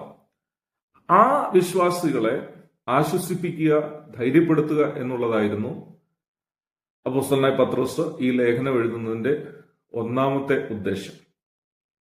അപ്പൊ അതുകൊണ്ട് തന്നെ വേണമെങ്കിൽ നമുക്ക് ഇങ്ങനെ ചിന്തിക്കാം, അവരുടെ ആഭരണങ്ങളും സ്വത്തും ഒക്കെ അപഹരിക്കപ്പെട്ടു പോയപ്പോൾ അവരോട് അപ്പോസ്തലനായ പത്രോസ് പറയുകയാണ്, ഈ പറഞ്ഞ പൊന്ന്, വിലയേറിയ വസ്ത്രങ്ങൾ, ഇതൊന്നുമല്ല ഒരു യഥാർത്ഥ വിശ്വാസിയുടെ അലങ്കാരം എന്ന് പറഞ്ഞ് അവരെ ആശ്വസിപ്പിക്കുന്നതും കൂടി ആവാൻ സാധ്യതയുണ്ട് നാം തുടക്കത്തിൽ വായിച്ച വാക്യം. എന്നാൽ അതോടൊപ്പം തന്നെ മറ്റു രണ്ട് ഉദ്ദേശങ്ങളും കൂടെ ഈ ലേഖനം എഴുതിയതിന്റെ നമുക്ക് മനസ്സിലാക്കേണ്ട ആവശ്യമുണ്ട്. എങ്കിൽ മാത്രമേ ഈ വാക്യത്തിന്റെ യഥാർത്ഥ അർത്ഥം നമുക്ക് മനസ്സിലാക്കുന്നത് കൊണ്ട് സാധിക്കത്തുള്ളൂ. രണ്ടാമത്തെ ഉദ്ദേശം എന്ന് പറയുന്നത് വചനത്തിന്റെ ഉപദേശ സത്യങ്ങളെ യഥാർത്ഥമായി മനസ്സിലാക്കി അതിനെ നാം ജീവിതത്തിൽ പ്രാവർത്തികമാക്കുവാൻ ശ്രമിക്കുന്നത് മൂലം നമുക്കുണ്ടാവുന്ന ജീവിതവിശുദ്ധിയെക്കുറിച്ച്, വിശ്വാസത്തിലുണ്ടാവുന്ന ജീവിതവിശുദ്ധിയെക്കുറിച്ച് സഭയെ ബോധ്യപ്പെടുത്തുക എന്നുള്ളതായിരുന്നു ഈ ലേഖനം എഴുതുന്നതിന്റെ രണ്ടാമത്തെ ഉദ്ദേശം. മൂന്നാമത്തെ ഉദ്ദേശം വളരെ പ്രാധാന്യം അർഹിക്കുന്നതാണ്. അപ്പോസ്തലനായ പൗലോസ് എഴുതിയ ലേഖനങ്ങളുടെ ആധികാരികത സഭയെ ബോധ്യപ്പെടുത്തുക എന്നുള്ളതായിരുന്നു മൂന്നാമത്തെ ഉദ്ദേശം. വചനത്തിലൂടെയുള്ള ജീവിതവിശുദ്ധിയെക്കുറിച്ച് ആണ് ലേഖനം പറയുന്നതെന്ന് മനസ്സിലാക്കുവാൻ പത്രോസിന്റെ രണ്ടാം ലേഖനം 1-ാം അധ്യായം വായിച്ച് മനസ്സിലാക്കാൻ ശ്രമിച്ചാൽ അത് സാധിക്കുന്നതാണ്. 2 പത്രോസ് 3-ാം അധ്യായത്തിന്റെ 15-16 വാക്യങ്ങളിൽ പത്രോസ് കൃത്യമായിട്ട് പറയുന്നുണ്ട്, സഹോദരനായ പൗലോസ് എഴുതിയ ലേഖനങ്ങളിൽ ചിലത് മനസ്സിലാക്കുവാൻ ബുദ്ധിമുട്ടായിട്ടുള്ളതുണ്ട്. അറിവില്ലാത്തവരും അസ്ഥിരന്മാരായവരും ശേഷം വചനങ്ങളെ പോലെ ആ വചനങ്ങളെയും പൊട്ടിക്കളയും. അപ്പോസ്തലനായ പൗലോസ് കർത്താവിന്റെ അഹീയ ജീവിതകാലത്ത് തെരഞ്ഞെടുത്ത 12 അപ്പോസ്തലന്മാരിൽ ഒരാളായിരുന്നില്ല. അതുകൊണ്ട് തന്നെ പൗലോസിന്റെ അപ്പോസ്തലത്വത്തെ ചോദ്യം ചെയ്യുന്ന അനേകർ 1-ാം നൂറ്റാണ്ടിലുണ്ടായിരുന്നു. അപ്പോൾ അതുകൊണ്ട് താൻ എഴുതിയ ലേഖനങ്ങളുടെ ആധികാരികതയും തീർച്ചയായും ചോദ്യം ചെയ്യപ്പെട്ടിരുന്നു എന്ന് വേണം നാം മനസ്സിലാക്കുക. അപ്പോ അപ്പോസ്തലനായ പത്രോസ് എഴുതി സഭയെ ബോധ്യപ്പെടുത്തുകയാണ്, അങ്ങനെയല്ല, അപ്പോസ്തലനായ പൗലോസ് എഴുതിയ ലേഖനങ്ങളും ആധികാരികമാണ്, പരിശുദ്ധാത്മ പ്രേരിതമായിട്ട് എഴുതിയിരിക്കുന്നതാണ്, അത് നിങ്ങൾ മനസ്സിലാക്കണം എന്ന് സഭയെ ബോധ്യപ്പെടുത്തുകയായിരുന്നു ഈ ലേഖനങ്ങൾ എഴുതുന്നതിന്റെ മൂന്നാമത്തെ ഉദ്ദേശം. പത്രോസിന്റെ രണ്ടാം ലേഖനം 3-ാം അധ്യായം 15-16 വാക്യങ്ങളിൽ അപ്പോസ്തലനായ പൗലോസിനെ കുറിച്ച് പറഞ്ഞിരിക്കുന്ന കാര്യങ്ങളുടെ പശ്ചാത്തലത്തിൽ ചിന്തിക്കുകയാണെങ്കിൽ ഈ ആഭരണധാരണത്തെക്കുറിച്ച് പത്രോസ് പറഞ്ഞിരിക്കുന്ന കാര്യങ്ങൾ തിമോഥെയോസ് ലേഖനത്തിൽ പൗലോസ് പറഞ്ഞിരിക്കുന്ന കാര്യങ്ങളെ സമർത്ഥിക്കുകയാണ് എന്ന് വളരെ ഈസിലി നമുക്ക് മനസ്സിലാക്കുവാൻ സാധിക്കുന്നതാണ്. ഇതിനോടനുബന്ധിച്ച് നാം മനസ്സിലാക്കിയിരിക്കേണ്ട വേറൊരു കാര്യമുണ്ട്. അത് റോമാക്കാർ ഏത് നിലയിൽ ആഭരണധാരണവും വസ്ത്രധാരണവും നടത്തിയിരുന്നു എന്ന് മനസ്സിലാക്കേണ്ടതാണ്. ചരിത്രകാരന്മാർ പറയുന്ന അനുസരിച്ച് പ്രധാനമായും 2 കാരണങ്ങളാണ് വിശേഷപ്പെട്ട നിലയിൽ വസ്ത്രധാരണം നടത്താനും ആഭരണധാരണം നടത്താനും ഒക്കെ റോമാക്കാർ ഉപയോഗിച്ചിരുന്ന അവസരങ്ങൾ. ഒന്ന്, അവരുടെ വിഗ്രഹാരാധന, പൂജ, ഉത്സവങ്ങൾ, അങ്ങനെയുള്ള സാഹചര്യങ്ങളിൽ പ്രത്യേകമായ നിലയിൽ, വിശേഷപ്പെട്ട നിലയിൽ പൂജകളോടുള്ള ബന്ധത്തിൽ വസ്ത്രം ധരിക്കുന്ന ഒരു രീതി അവർക്കുണ്ടായിരുന്നു. നമ്മുടെ ഇന്ത്യയിലെ ഭൂരിപക്ഷ മതവുമായിട്ട് ബന്ധപ്പെട്ട ആളുകൾ പ്രത്യേക ഒക്കേഷൻസിൽ അവർ വസ്ത്രധാരണം നടത്തുന്ന കാര്യം നമുക്കറിയാവുന്നതാണല്ലോ. ശബരിമലയ്ക്കൊക്കെ പോകുന്നവര്, നോർത്തിലേക്ക് കടന്നു വന്നാലും കാണാൻ തക്കണം സാധിക്കും, തീർത്ഥയാത്രയ്ക്കൊക്കെ പോകുന്നവർ പ്രത്യേകമായ നിലയിൽ വസ്ത്രം ധരിക്കുന്ന ഒരു രീതിയുണ്ട്. അപ്പൊ ആ വസ്ത്രധാരണത്തെ കുറിച്ചാണ് വസ്ത്രം ധരിക്കുന്നതുമല്ല എന്ന് പത്രോസ് പറയുന്നത്. അതുപോലെ ആഭരണധാരണം നടത്തുക, തലമുടി പ്രത്യേകമായ നിലയിൽ മുത്തുകളൊക്കെ വെച്ച് അലങ്കരിക്കുക, ഇതൊക്കെ വിഗ്രഹാരാധന, പൂജ, ഉത്സവങ്ങൾ എന്നിവയോടുള്ള ബന്ധത്തിൽ റോമാക്കാർ ചെയ്തിരുന്നു. അപ്പോ അപ്പോസ്തലനായ പത്രോസ് ഇവിടെ പറയുകയാണ്, അങ്ങനെയുള്ള കാര്യങ്ങൾ ചെയ്യുന്നതല്ല ഒരു വിശ്വാസിയുടെ അലങ്കാരം എന്ന് പറയുകയാണ്. അല്ല എന്ന് പറയുമ്പോൾ അതും കൂടെ ആവാം എന്നുള്ള അർത്ഥം ഉണ്ട് എന്ന് എനിക്ക് മനസ്സിലാക്കുന്ന സാധിക്കുന്നില്ല. രണ്ടാമത്, റോമാക്കാർ അവരുടെ കുലീനത്വവും ശ്രേഷ്ഠതയും സമൂഹത്തിന്റെ മുമ്പാകെ I M better than you, അല്ലെങ്കിൽ ഞാൻ നിന്നേക്കാളും ശ്രേഷ്ഠനാണ് എന്ന് കാണിക്കുന്നതിനുള്ള വ്യഗ്രതയിൽ പ്രത്യേകമായ നിലയിൽ വിലയേറിയ വസ്ത്രങ്ങളും ആഭരണങ്ങളും തലമുടി അലങ്കരിക്കുന്നതും ചെയ്യുന്ന ഒരു രീതി അവരുടെ സംസ്കാരത്തിൽ ഉണ്ടായിരുന്നു. ഈ 2 കാര്യങ്ങൾ വിശ്വാസികൾക്ക് യോജിച്ചതല്ല. അതായത് വിഗ്രഹാരാധനയുമായിട്ട് ബന്ധപ്പെട്ട് വിശേഷപ്പെട്ട നിലയിൽ വസ്ത്രങ്ങൾ ധരിക്കുക, ആഭരണങ്ങൾ ധരിക്കുക, തലമുടി പ്രത്യേകമായ നിലയിൽ തയ്യാറാക്കുക, അല്ലെങ്കിൽ തങ്ങളെ തന്നെ മറ്റുള്ളവരുടെ മുന്നിൽ ശ്രേഷ്ഠന്മാരെന്ന് കാണിക്കുവാൻ വേണ്ടി വിശേഷമായ നിലയിൽ വസ്ത്രധാരണം നടത്തുക, ആഭരണങ്ങൾ ധരിക്കുക, ഇത് വിശ്വാസികൾക്ക് യോജിച്ചതല്ല. മറിച്ച് സൗമ്യതയും സാവധാനതയുമുള്ള മനസ്സെന്ന അക്ഷയഭൂഷണമായ ഹൃദയത്തിന്റെ ഗൂഢമനുഷ്യൻ തന്നെ ആയിരിക്കണം. അത് ദൈവസന്നിധിയിൽ വിലയേറിയതാകുന്നു.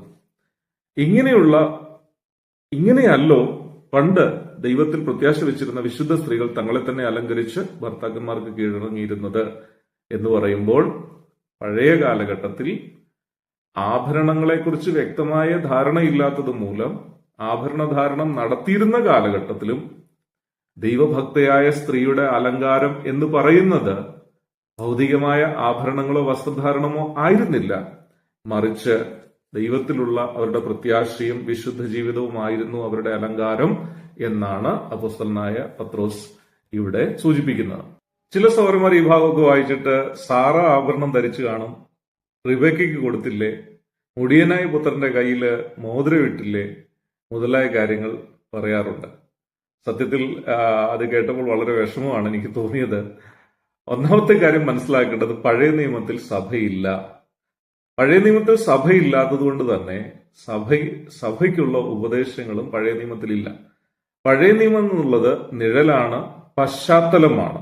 പുതിയ നിയമത്തിലെ ഉപദേശങ്ങളുടെ പശ്ചാത്തലമാണ് പഴയ നിയമത്തിലുള്ളത്. പഴയ നിയമത്തിൽ സഭയ്ക്കുള്ള ഉപദേശങ്ങളില്ല. അതുകൊണ്ട് തന്നെ പഴയ നിയമത്തിലെ ഏതെങ്കിലും ഉദാഹരണം എടുത്തിട്ട് പുതിയ നിയമത്തിലെ ഉപദേശം സ്ഥാപിക്കാൻ, അതായത് പുതിയ നിയമത്തിൽ ആധികാരികമായിട്ട് വാക്യങ്ങൾ ഇല്ലാത്ത വിഷയങ്ങളിൽ, അല്ലെങ്കിൽ പുതിയ നിയമത്തിൽ വിപരീതമായി പറഞ്ഞിരിക്കുന്ന വിഷയങ്ങളിൽ പഴയ നിയമത്തിൽ നിന്ന് വാക്യം എടുത്തിട്ട് ഉപദേശം സ്ഥാപിക്കാൻ ശ്രമിക്കുന്നത് തെറ്റാണ്. കാരണം പഴയ നിയമത്തിൽ സഭയില്ല. ഇനി മുടിയനായ പുത്രന്റെ കയ്യിൽ മോതിരം ഇട്ടുകൊടുത്ത ആ വിഷയം എടുത്തു കഴിഞ്ഞാൽ, അതും യഹൂദന്റെ പശ്ചാത്തലത്തിൽ നിന്നുകൊണ്ടാണ് കർത്താവ് പറയുന്നത്, സഭയുടെ പശ്ചാത്തലത്തിൽ നിന്നല്ല എന്നുകൂടി നമ്മൾ ഓർക്കേണ്ടതാണ്. കാരണം സഭയുടെ പശ്ചാത്തലം അല്ല എന്ന് പറഞ്ഞു കഴിഞ്ഞാൽ അവിടെ പറയുന്ന പിതാവും 2 മക്കളും അവര് പുതിയ നിയമത്തിലെ ഏതെങ്കിലും സഭയുടെ മെമ്പേഴ്സ് ആയിരുന്നില്ല. ഇനി കർത്താവല്ലേ ആ ഉദാഹരണം പറഞ്ഞത് എന്നൊക്കെ നമ്മൾ ഒരു വാദത്തിന് വേണ്ടി എടുത്താൽ തന്നെ മനസ്സിലാക്കിയിരിക്കുന്ന ഒരു കാര്യം, നമ്മുടെ കർത്താവ് തന്നെ ചെയ്തിട്ടുള്ള പല കാര്യങ്ങളും പുതിയ നിയമസഭയ്ക്ക് ഉപദേശങ്ങളല്ല എന്ന് നാം ഓർക്കണം. അതായത് നമ്മുടെ കർത്താവ് നസീർ വ്രതക്കാരനായിരുന്നു, താടിയും മുടിയും ഒക്കെ വളർത്തിയ ഒരു വ്യക്തിയായിരുന്നു. 8-ാം ദിവസം കർത്താവ് പരിച്ഛേദനയേറ്റ വ്യക്തിയായിരുന്നു. നമ്മളാരും ഇന്ന് താടിയും മുടിയും വളർത്തുന്നുമില്ല. അതായത് അവര് കത്രിക്കാതെ വളർത്തിയിരുന്ന രീതിയിൽ നമ്മളാരും താടിയും മുടിയും വളർത്തുന്നില്ല, പരിച്ഛേദന ഏൽക്കുന്നില്ല.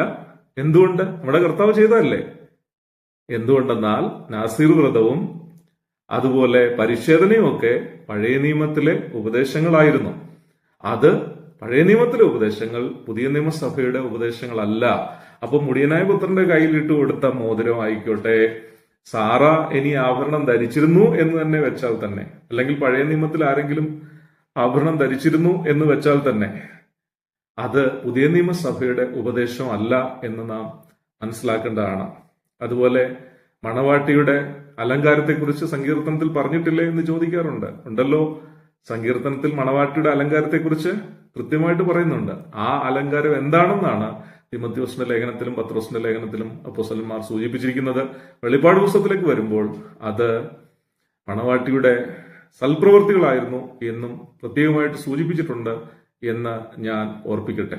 അപ്പൊ അതുകൊണ്ട് സാറയ്ക്ക് ആഭരണം ഉണ്ടായിരുന്നോ ഇല്ലായിരുന്നോ എന്നുള്ളത് പുതിയ നിയമസഭ ആഭരണം ധരിക്കണം എന്ന് പഠിപ്പിക്കുവാനുള്ള ഉപദേശത്തിന് ഉപോത്ബലമായിട്ട് നമുക്ക് എടുക്കാൻ സാധിക്കില്ല എന്ന് താഴ്മയോടെ ഓർമ്മിച്ചുകൊള്ളട്ടെ. അപ്പോൾ പറഞ്ഞു വരുന്ന എന്താണെന്ന് വെച്ച് കഴിഞ്ഞാൽ, പത്രോസിന്റെ ഈ ലേഖനത്തിലും പത്രോസ് 3:3-4 വാക്യങ്ങളിൽ പറഞ്ഞിരിക്കുന്നത് വിഗ്രഹാരാധനയുമായിട്ട് ബന്ധപ്പെട്ട ഈ ആഭരണധാരണവും വിഗ്രഹാരാധനയുമായിട്ട് ബന്ധപ്പെട്ട വിശേഷാൽ വസ്ത്രധാരണവും തലമുടി വിഗ്രഹാരാധനയോടുള്ള ബന്ധത്തിൽ പ്രത്യേകമായിട്ട് അണിയുന്നതും വിശ്വാസികൾ ഒഴിവാക്കണം. അതുപോലെ തന്നെ ഈ കാര്യങ്ങൾ വിശ്വാസികൾ ലോകത്തോട് ഇണചേരുന്നു എന്നുള്ളതിന്റെ ഒരു തെളിവായതുകൊണ്ട് അതിൽ നിന്ന് വേർപെട്ടിരിക്കണം എന്ന് തന്നെയാണ് പറയുന്നത്. ഇനി ഒരു പ്രത്യേകമായ കാര്യം കൂടി അവസാനമായി പറഞ്ഞുകൊണ്ട് എൻ്റെ ഈ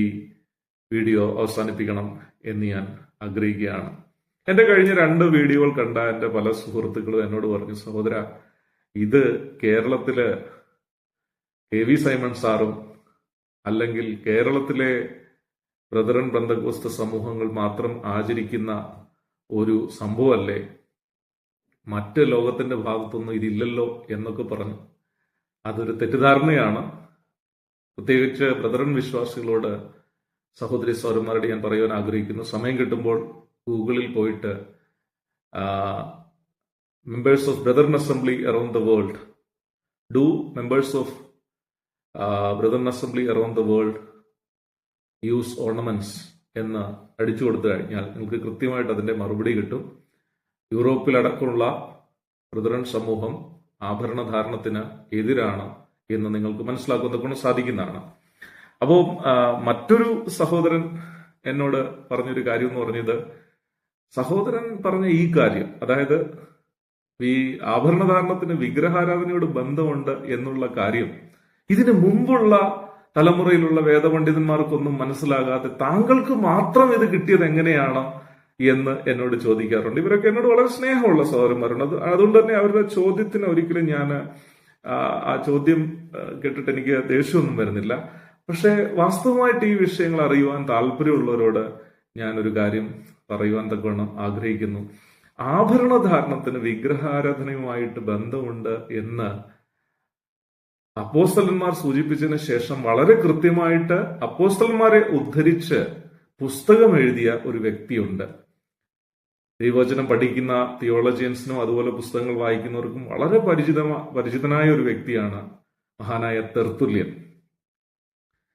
ക്രിസ്തബ്ദം 160-നും 240-നും ഇടയിൽ ജീവിച്ചിരുന്ന ഒരു ക്രിസ്ത്യൻ അപ്പോളജിസ്റ്റ് ആയിരുന്നു അദ്ദേഹം. അദ്ദേഹത്തിന്റെ വളരെ പ്രസിദ്ധമായ ഒരു വാക്യം നമുക്കെല്ലാവർക്കും അറിയാം. ആ രക്തസാക്ഷിയുടെ രക്തം സഭയുടെ ബീജമാണ് എന്ന് അദ്ദേഹം പറഞ്ഞ വാക്കുകൾ, the blood of martyrs is the seed of the church, സെമൻ എസ്റ്റ് സാങ്ക്വിസ് ക്രിസ്ത്യനോറം എന്നാണ് ലാറ്റിനിൽ അദ്ദേഹം പറഞ്ഞത്. അതായത് രക്തസാക്ഷിയുടെ രക്തം സഭയുടെ ബീജമാണ്. ഈ അനേകർ ഓർത്തിരിക്കുന്ന, നമ്മളെ ആവേശം കൊള്ളിക്കുന്ന ഈ പ്രസ്താവന നടത്തിയ മഹാനായ തെർത്തുല്യൻ, അദ്ദേഹത്തെ അറിയപ്പെടുന്നത് the father of Latin theology എന്നാണ്. AD 160-നും 240 AD-ക്കും ഇടയിൽ ജീവിച്ചിരുന്നു. അതായത് റോമ സാമ്രാജ്യം നിലനിന്നിരുന്ന, റോമ ഭരണം നിലനിന്നിരുന്ന കാലഘട്ടത്തിൽ അവിടെ ജീവിച്ചിരുന്ന ഒരു വേദ പണ്ഡിതനായിരുന്നു, ക്രിസ്ത്യൻ അപ്പോളജിസ്റ്റ് ആയിരുന്നു ഈ തെർത്തുല്യൻ എന്നുള്ളത്. അദ്ദേഹം 2 വോള്യങ്ങളിലായിട്ട് ലാറ്റിൻ ഭാഷയിൽ ഒരു പുസ്തകം എഴുതിയിട്ടുണ്ട്, 2 വോള്യങ്ങളിലായിട്ട്. അത് ലാറ്റിനിൽ ഡി കൾട്ടു ഫെമിനാറും എന്നാണ് അതിന്റെ പേര്, ആ ബുക്കിന്റെ പേര്. അദ്ദേഹം ലാറ്റിൻ ഭാഷയിലാണ് എഴുതിയിരിക്കുന്നത്. അതിന്റെ യഥാർത്ഥ ഉച്ചാരണം അങ്ങനെ ആയിരിക്കും ഞാൻ വിശ്വസിക്കുന്നു. ഇംഗ്ലീഷിൽ on the apparel of women, സ്ത്രീകളുടെ വസ്ത്രധാരണം സംബന്ധിച്ച് എന്ന പേരിൽ മഹാനായ തെർത്തുല്യൻ 2 വോള്യങ്ങളിലായിട്ട് AD 198-നും AD 220-നും ഇടയിൽ 2 ഗ്രന്ഥങ്ങൾ രചിച്ചിട്ടുണ്ട്. അതിന്റെ 1-ാം വാള്യത്തിന്റെ 2-ാം അധ്യായത്തിൽ ആഭരണധാരണം വിഗ്രഹാരാധനയോടും ലോകമയത്വത്തോടും ബന്ധപ്പെട്ടിരിക്കുന്നുവെന്ന് അദ്ദേഹം 1 തിമോഥെയോസ് 2-9-ഉം 1 പത്രോസ് 3-3-ഉം ഉദ്ധരിച്ച് തന്റെ പുസ്തകത്തിൽ സൂചിപ്പിച്ചിട്ടുണ്ട്. അതുപോലെ തന്നെ അതിന്റെ 2-ാം വാള്യത്തിൽ അപ്പോസ്തലന്മാർ ആഭരണധാരണം വിലക്കിയിട്ടുണ്ടെന്നും അദ്ദേഹം കൃത്യമായിട്ട് സൂചിപ്പിച്ചിട്ടുണ്ട്. എന്റെ സഹോദരന്മാരെ, ഇതൊന്നും മഹാകവി KV സൈമൺ സാറോ കേരളത്തിലെ ബ്രദറുകാരോ കണ്ടുപിടിച്ച കാര്യമല്ല. ആഭരണധാരണം വിഗ്രഹാരാധനയോടും ലോകമയത്വത്തോടും ബന്ധപ്പെട്ടിരിക്കുന്നുവെന്ന് മഹാനായ തെർത്തുല്യൻ എഴുതി വെച്ചിട്ട് പോയിട്ടുണ്ട് തന്റെ on the apparel of women എന്ന പുസ്തകങ്ങളിൽ. അതിന്റെ ആദ്യത്തെ വോള്യത്തിൽ ഇത് വിഗ്രഹാരാധനയോട് ബന്ധപ്പെട്ടിരിക്കുന്നുവെന്നും 2-ാമത്തെ വോള്യത്തിൽ അപ്പോസ്തലന്മാർ പ്രത്യേകിച്ച് പൗലോസും പത്രോസും ഇത് വിലക്കിയിരുന്നുവെന്നും മഹാനായ തെർത്തുല്യൻ എഴുതിയിട്ടുണ്ട്. തെർത്തുല്യന്റെ പേര് മാത്രം പറഞ്ഞു കഴിഞ്ഞാൽ ഇവിടെ ചിലർ പറയുമെന്ന് എനിക്കറിയാം. തെർത്തുല്യൻ മാത്രമല്ലേ പറഞ്ഞുള്ളൂ, ഒരാൾ പറഞ്ഞ കാര്യം നമുക്ക് സ്വീകരിക്കേണ്ട ആവശ്യമുണ്ടോ എന്ന് ചോദിക്കും എന്നെനിക്കറിയാം. ചില ആളുകൾ ആര് പറഞ്ഞാലും കേൾക്കില്ല.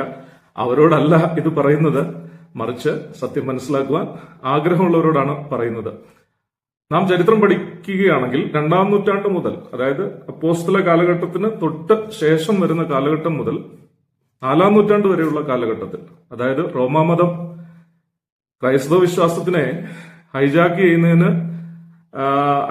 ചെയ്യുന്നത് വരെയുള്ള ആ കാലഘട്ടത്തിലെ അനേക വേദശാസ്ത്രജ്ഞന്മാർ, സഭാപിതാക്കന്മാർ തിമോഥെയോസിന്റെ ലേഖനത്തിലെയും പത്രോസിന്റെ ലേഖനത്തിലെയും വാക്യങ്ങൾ ഉദ്ധരിച്ചുകൊണ്ട് വിശ്വാസികൾ ആഭരണധാരണത്തിൽ നിന്ന് ഒഴിഞ്ഞു നിൽക്കണം എന്ന് പഠിപ്പിച്ചതായിട്ട് നമുക്ക് കാണുന്നതിനും സാധിക്കും. പ്രത്യേകം അവർ ആഭരണധാരണത്തിന് വിഗ്രഹാരാധനയോടും വിഗ്രഹാരാധന മൂലം ദുഷ്ടാത്മകളോടും അതിന് ബന്ധമുണ്ട് എന്ന് പറഞ്ഞ് വിശ്വാസികളെ ആഭരണധാരണത്തിൽ നിന്ന് വിലക്കിയതായിട്ട് ചരിത്രരേഖകളിൽ നിന്ന് നമുക്ക് കാണാൻ തക്കണം സാധിക്കും. ഞാനൊരു ചുരുക്കം ചിലരുടെ കൂടെ പേരുകൾ പറയാൻ തക്കണം ആഗ്രഹിക്കുകയാണ്. ക്ലമന്റ് ഓഫ് അലക്സാൻഡ്രിയയിലെ ക്ലമന്റ് വളരെ ചിരപരിചിതനായ ഒരു സഭാപിതാവാണ്. ക്രിസ്തബ്ദം 150-നും 215-നും ഇടയിൽ ജീവിച്ചിരുന്ന അദ്ദേഹം തന്റെ പൈദാഗോഗസ് എന്ന് പറയുന്ന ബുക്കിൽ, താൻ എഴുതിയ ബുക്ക്, ആ വാക്കിന്റെ അർത്ഥം ദ ട്യൂട്ടർ എന്നാണ്, ഉപദേഷ്ടാവ്. ആ പുസ്തകത്തിൽ വളരെ കൃത്യമായിട്ട് അപ്പോസ്തലനായ പൗലോസും അതുപോലെ അപ്പോസ്തലനായ പത്രോസും ആഭരണം വിലക്കിയിരുന്നതായിട്ടും അതുകൊണ്ട് തന്നെ അതിന് ലോകമൈത്വത്തോടും വിഗ്രഹാരാധനയോടും ബന്ധമുണ്ട് എന്നുള്ളതിനാൽ വിശ്വാസികൾ അതിൽ നിന്ന് ഒഴിഞ്ഞു നിൽക്കണം എന്ന് പ്രത്യേകം സൂചിപ്പിച്ചിട്ടുണ്ട്. അതുപോലെ കാർത്തേജിൽ നിന്നുള്ള സൈപ്രിയൻ, ക്രിസ്തബ്ദ 200-നും 258-നും ഇടയിൽ ജീവിച്ചിരുന്ന അദ്ദേഹം തന്റെ ട്രീറ്റൈസ് on the dress of virgins എന്ന് പറയുന്ന പുസ്തകത്തിൽ ആഭരണധാരണത്തെ അപ്പോസ്തലന്മാർ വിലക്കിയിരുന്നതായിട്ടും അതുകൊണ്ട് വിശ്വാസികൾ അതിൽ നിന്ന് ഒഴിഞ്ഞു നിൽക്കണം എന്നും താൻ രേഖപ്പെടുത്തിയിട്ടുണ്ട്. ക്രിസ്തബ്ദം 240 അടുക്കൽ കൊമേഡിയനസ് എന്ന് പറയുന്ന ഒരു ക്രിസ്തീയ കവി ആഭരണധാരണം വിഗ്രഹാരാധനയോട് ബന്ധമുണ്ട് എന്നുള്ള നിലയിൽ സൂചിപ്പിച്ചുകൊണ്ട് കവിത എഴുതിയതായിട്ട് രേഖകളുണ്ട്. അതുപോലെ വളരെ പ്രശസ്തനായ ജോൺ ക്രിസോസ്റ്റം, ക്രിസ്തബ്ദം 347-നും 407-നും ഇടയിൽ ജീവിച്ചിരുന്ന ഒരു ക്രിസ്തീയ ഉപദേഷ്ടാവും സഭാപിതാവുമായിരുന്നു. അദ്ദേഹവും അപ്പോസ്തലന്മാർ ആഭരണധാരണം വിലക്കിയിരുന്നതായിട്ടും വിശ്വാസികളെ അതുകൊണ്ട് ആഭരണധാരണത്തിന് നിന്ന് വിലക്കുന്നതായിട്ടും തന്റെ പുസ്തകങ്ങളിലൂടെ താൻ സൂചിപ്പിച്ചിട്ടുണ്ട്. ഇതുപോലെ അനേക വ്യക്തികൾ, സഭാപിതാക്കന്മാർ, അതായത് നാമൊക്കെ ജീവിക്കുന്ന ഈ കാലഘട്ടത്തിൽ നിന്നും വളരെ പുറകിലോട്ട് നമ്മൾ പോയി കഴിഞ്ഞാൽ അപ്പോസ്തലീയ കാലഘട്ടത്തിനോട് ചേർന്ന് വരുന്ന ആ കാലഘട്ടങ്ങളിൽ അനേക സഭാപിതാക്കന്മാർ ആഭരണധാരണത്തെ വിലക്കിയിരുന്നതായിട്ട് ചരിത്രരേഖകളിൽ നിന്ന് നമുക്ക് കാണുവാൻ തക്കവണ്ണം സാധിക്കുന്നതാണ്. ഇത് ഇന്നും ഇന്നലെയും പെട്ടെന്നുണ്ടായ ഒരു ഉപദേശം അല്ല എന്നും നാം മനസ്സിലാക്കേണ്ടിയിരിക്കുന്നു. പറഞ്ഞതിന്റെ സാരം ഇത് കേരള ബ്രദറുകാരോ ബന്ധുക്കാരോ കണ്ടുപിടിച്ചതല്ല എന്ന് തന്നെയാണ്. അപ്പോഴും ഞാൻ ഒരു കാര്യം പറഞ്ഞുകൊണ്ട് അവസാനിപ്പിക്കുകയാണ്. ആഭരണം ഇടണോ വേണ്ടോ എന്നൊക്കെ നിങ്ങൾ തന്നെ തീരുമാനിച്ചാൽ മതി. പക്ഷേ കർത്താവ് ശുശ്രൂഷ ഏൽപ്പിച്ച ഒരു എളിയ സഹോദരൻ എന്ന നിലയിൽ എനിക്ക് കിട്ടിയ പ്രകാശനം ഞാൻ പൊതുസമൂഹത്തോട് വിളിച്ചു പറഞ്ഞു. ആ സത്യങ്ങൾ മനസ്സിലാക്കുവാൻ പരിശുദ്ധാത്മാവ് നിങ്ങളെ എല്ലാവരെയും ശക്തിപ്പെടുത്തട്ടെ എന്ന് പറഞ്ഞുകൊണ്ട് ഏറ്റവും താഴ്മയായിട്ട് എന്റെ വാക്കുകളെ ഞാൻ ഉപസംഹരിക്കുന്നു. ദൈവം എല്ലാവരെയും നിഗ്രഹിക്കുമാറാകട്ടെ.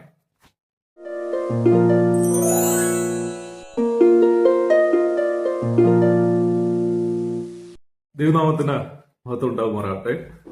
ആഭരണധാരണം എന്ന വിഷയം സംബന്ധിച്ച് ചെയ്യുന്ന 4ാമത്തെ വീഡിയോ ആണിത്. സത്യത്തിൽ 4ാമത്തെ ഒരു വീഡിയോ കൂടി ചെയ്ത് ആഭരണം ധരിച്ച് സഭയിലേക്ക് വരുന്ന ആളുകളെ, അല്ലെങ്കിൽ ആഭരണം ധരിച്ചുകൊണ്ടിരിക്കുന്ന സമൂഹങ്ങളിൽ നിന്ന് വിശ്വാസത്തിലേക്ക് വരുന്നവരെ സഭ എങ്ങനെ സ്വീകരിക്കണം എന്നുള്ള വിഷയത്തിൽ ഒരു വീഡിയോ കൂടി ചെയ്ത് ഇത് അവസാനിപ്പിക്കണം എന്നാണ് വിചാരിച്ചിരുന്നത്. എന്നാൽ കഴിഞ്ഞ 3 വീഡിയോയോടുള്ള ബന്ധത്തിൽ ലഭിച്ച അനേക ചോദ്യങ്ങൾക്ക് ഒരു മറുപടി കൂടി നൽകണം എന്നുള്ള താല്പര്യം ഉണ്ടായതിനാൽ ഈ വീഡിയോയിൽ ആഭരണധാരണം സംബന്ധിച്ച് ഈ ദിവസങ്ങളിൽ എനിക്ക് ലഭിച്ച പ്രധാനപ്പെട്ട കാമ്പുള്ള ചില ചോദ്യങ്ങൾക്ക് മറുപടി പറയണം എന്ന് മാത്രമാണ് ആഗ്രഹിക്കുന്നത്. ഒരുപാട് പരിഹാസത്തോടുകൂടിയും അപമാനിക്കുന്ന നിലയിലും എടാപോടാ വിളികളും ഒക്കെ ചിലർ ചെയ്തു. അതിനൊന്നും മറുപടി പറയാൻ തക്കണം ആഗ്രഹിക്കുന്നില്ല.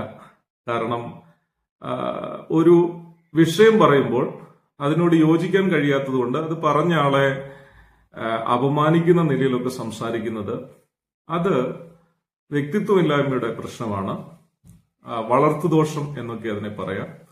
അതുകൊണ്ട് അങ്ങനെയുള്ള അർത്ഥശൂന്യമായ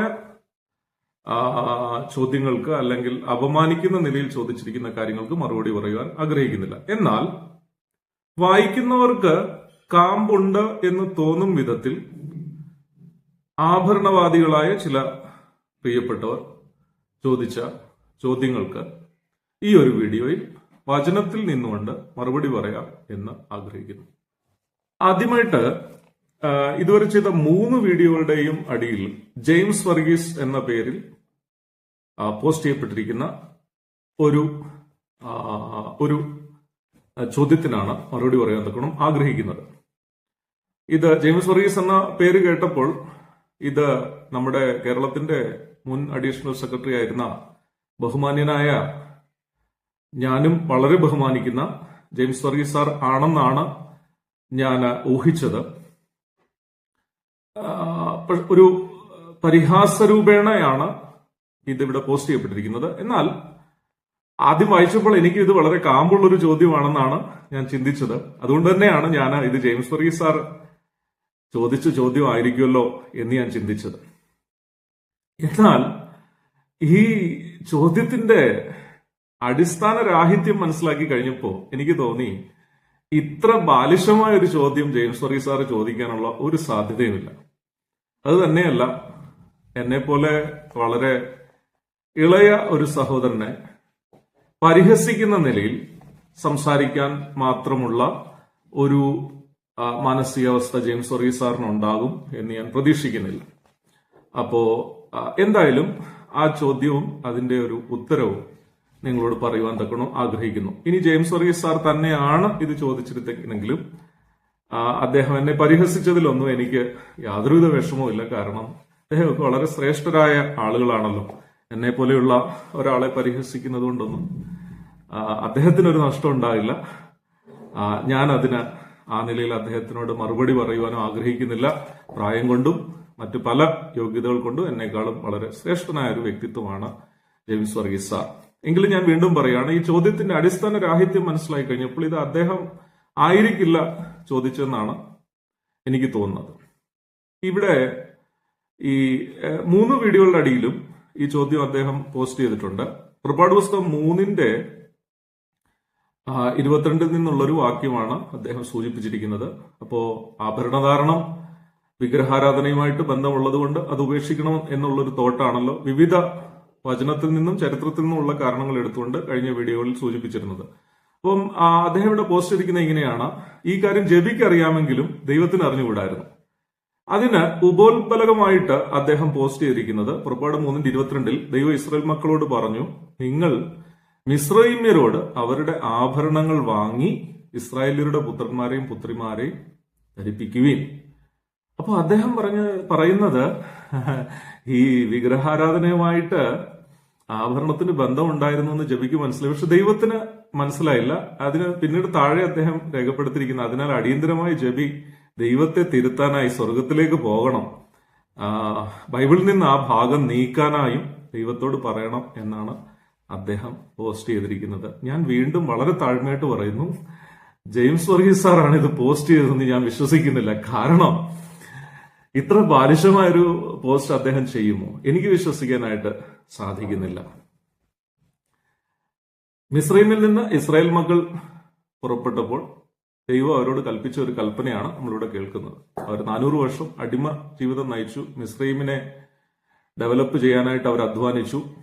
അതിന്റെ ഫലം ഇസ്രായേൽ മക്കൾക്ക് കിട്ടണം എന്നുള്ള ആഗ്രഹത്തിൽ അവരുടെ കയ്യിൽ നിന്ന് ആഭരണങ്ങളും ഒക്കെ സ്വീകരിക്കണം എന്നാണ് പറഞ്ഞിരിക്കുന്നത്. ഒരു തർക്കത്തിന് വേണ്ടി സാറിന്റെ വാദം അങ്ങ് അംഗീകരിക്കുക തന്നെയാണെന്ന് വെക്കുക.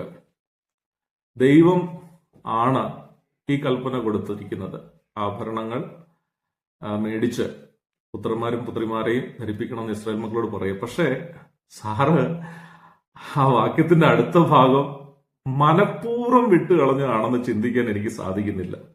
മറിച്ച് സ്വന്തം വാദം ന്യായീകരിക്കാൻ വേണ്ടി പാത്രം പറഞ്ഞിരിക്കുന്നതാണെന്നാണ് എനിക്ക് തോന്നുന്നത്. ആ വാക്യത്തിന്റെ അടുത്ത ഭാഗം എന്താണെന്നറിയോ? ഓരോ സ്ത്രീ താന്താന്റെ അയൽക്കാരിയോടും വീട്ടിലെ അതിഥിയായി പാർക്കുന്നവളോടും വെള്ളി ആഭരണങ്ങളും പൊന്നാഭരണങ്ങളും വസ്ത്രങ്ങളും ചോദിച്ചു വാങ്ങി നിങ്ങളുടെ പുത്രന്മാരെയും പുത്രിമാരെയും ധരിപ്പിക്കുകയും, അത്രയും ഭാഗം സാറ് പോസ്റ്റ് ചെയ്തിട്ടുണ്ട്. ബാക്കി എന്താണെന്നറിയോ? മിസ്രൈമ്യരെ കൊള്ളയിടുകയും വേണം എന്നാണ്. അപ്പൊ ഞാൻ ചോദിക്കുന്ന ചോദ്യം എന്ന് പറയുന്നത്, ഈ മിസ്രൈമിൽ നിന്ന് ആഭരണങ്ങൾ മേടിക്കണമെന്ന് പറഞ്ഞു ദൈവം, അപ്പൊ അതുകൊണ്ടാണ് സാറൊക്കെ ഈ ആഭരണം ധരിക്കുന്നതിനെ അനുകൂലിക്കുന്നത് എന്ന് പറയുന്നു. വാദത്തിന് വേണ്ടി അത് അംഗീകരിക്കുന്നു. അങ്ങനെയാണെങ്കിൽ ഇത് കൊള്ളയിട്ട് തന്നെ മേടിക്കണമെന്നാണല്ലോ പറഞ്ഞിരിക്കുന്നത്. ഈ യൂട്യൂബ് വീഡിയോയുടെ അടിയിൽ രാജേഷ് എന്ന് പറയുന്ന ഒരാള് ഇതിനൊരു മറുപടി കൊടുത്തിട്ടുണ്ട്. അങ്ങനെയാണെങ്കിൽ ജ്വല്ലറി കൊള്ളയടിച്ച് ആഭരണം ധരിക്കാമോ എന്നാണ് അദ്ദേഹം ചോദിച്ചിരിക്കുന്നത്. അപ്പോൾ ആ ഒരു വാക്യത്തിന്റെ പകുതി ഭാഗം എടുത്തിട്ട് ദൈവം ആഭരണം ധരിക്കണമെന്ന് പറഞ്ഞിരിക്കുന്നു, അവരെ ധരിപ്പിക്കാൻ പറഞ്ഞിരിക്കുന്നു. അതുകൊണ്ട് വിശ്വാസികൾക്ക്, പുതിയ നിയമ കാലഘട്ടത്തിലെ വിശ്വാസികൾക്ക് ആഭരണം ധരിക്കാമെന്നാണ് സാറ് പറയുന്നെങ്കിൽ, ആ ഒറ്റ വാക്യം എടുത്തിട്ടാണ് സാർ പറയുന്നതെങ്കിൽ, എന്റെ ചോദ്യം, കൊള്ളയിടാൻ ദൈവം പറഞ്ഞ ആ കാര്യവും ഇന്നത്തെ പുതിയ നിയമസഭയിൽ സാർ പഠിപ്പിക്കുമോ എന്നാണ് എന്റെ എളിയ ചോദ്യം. ആഭരണം ധരിപ്പിക്കുവിൻ എന്ന് പറഞ്ഞു.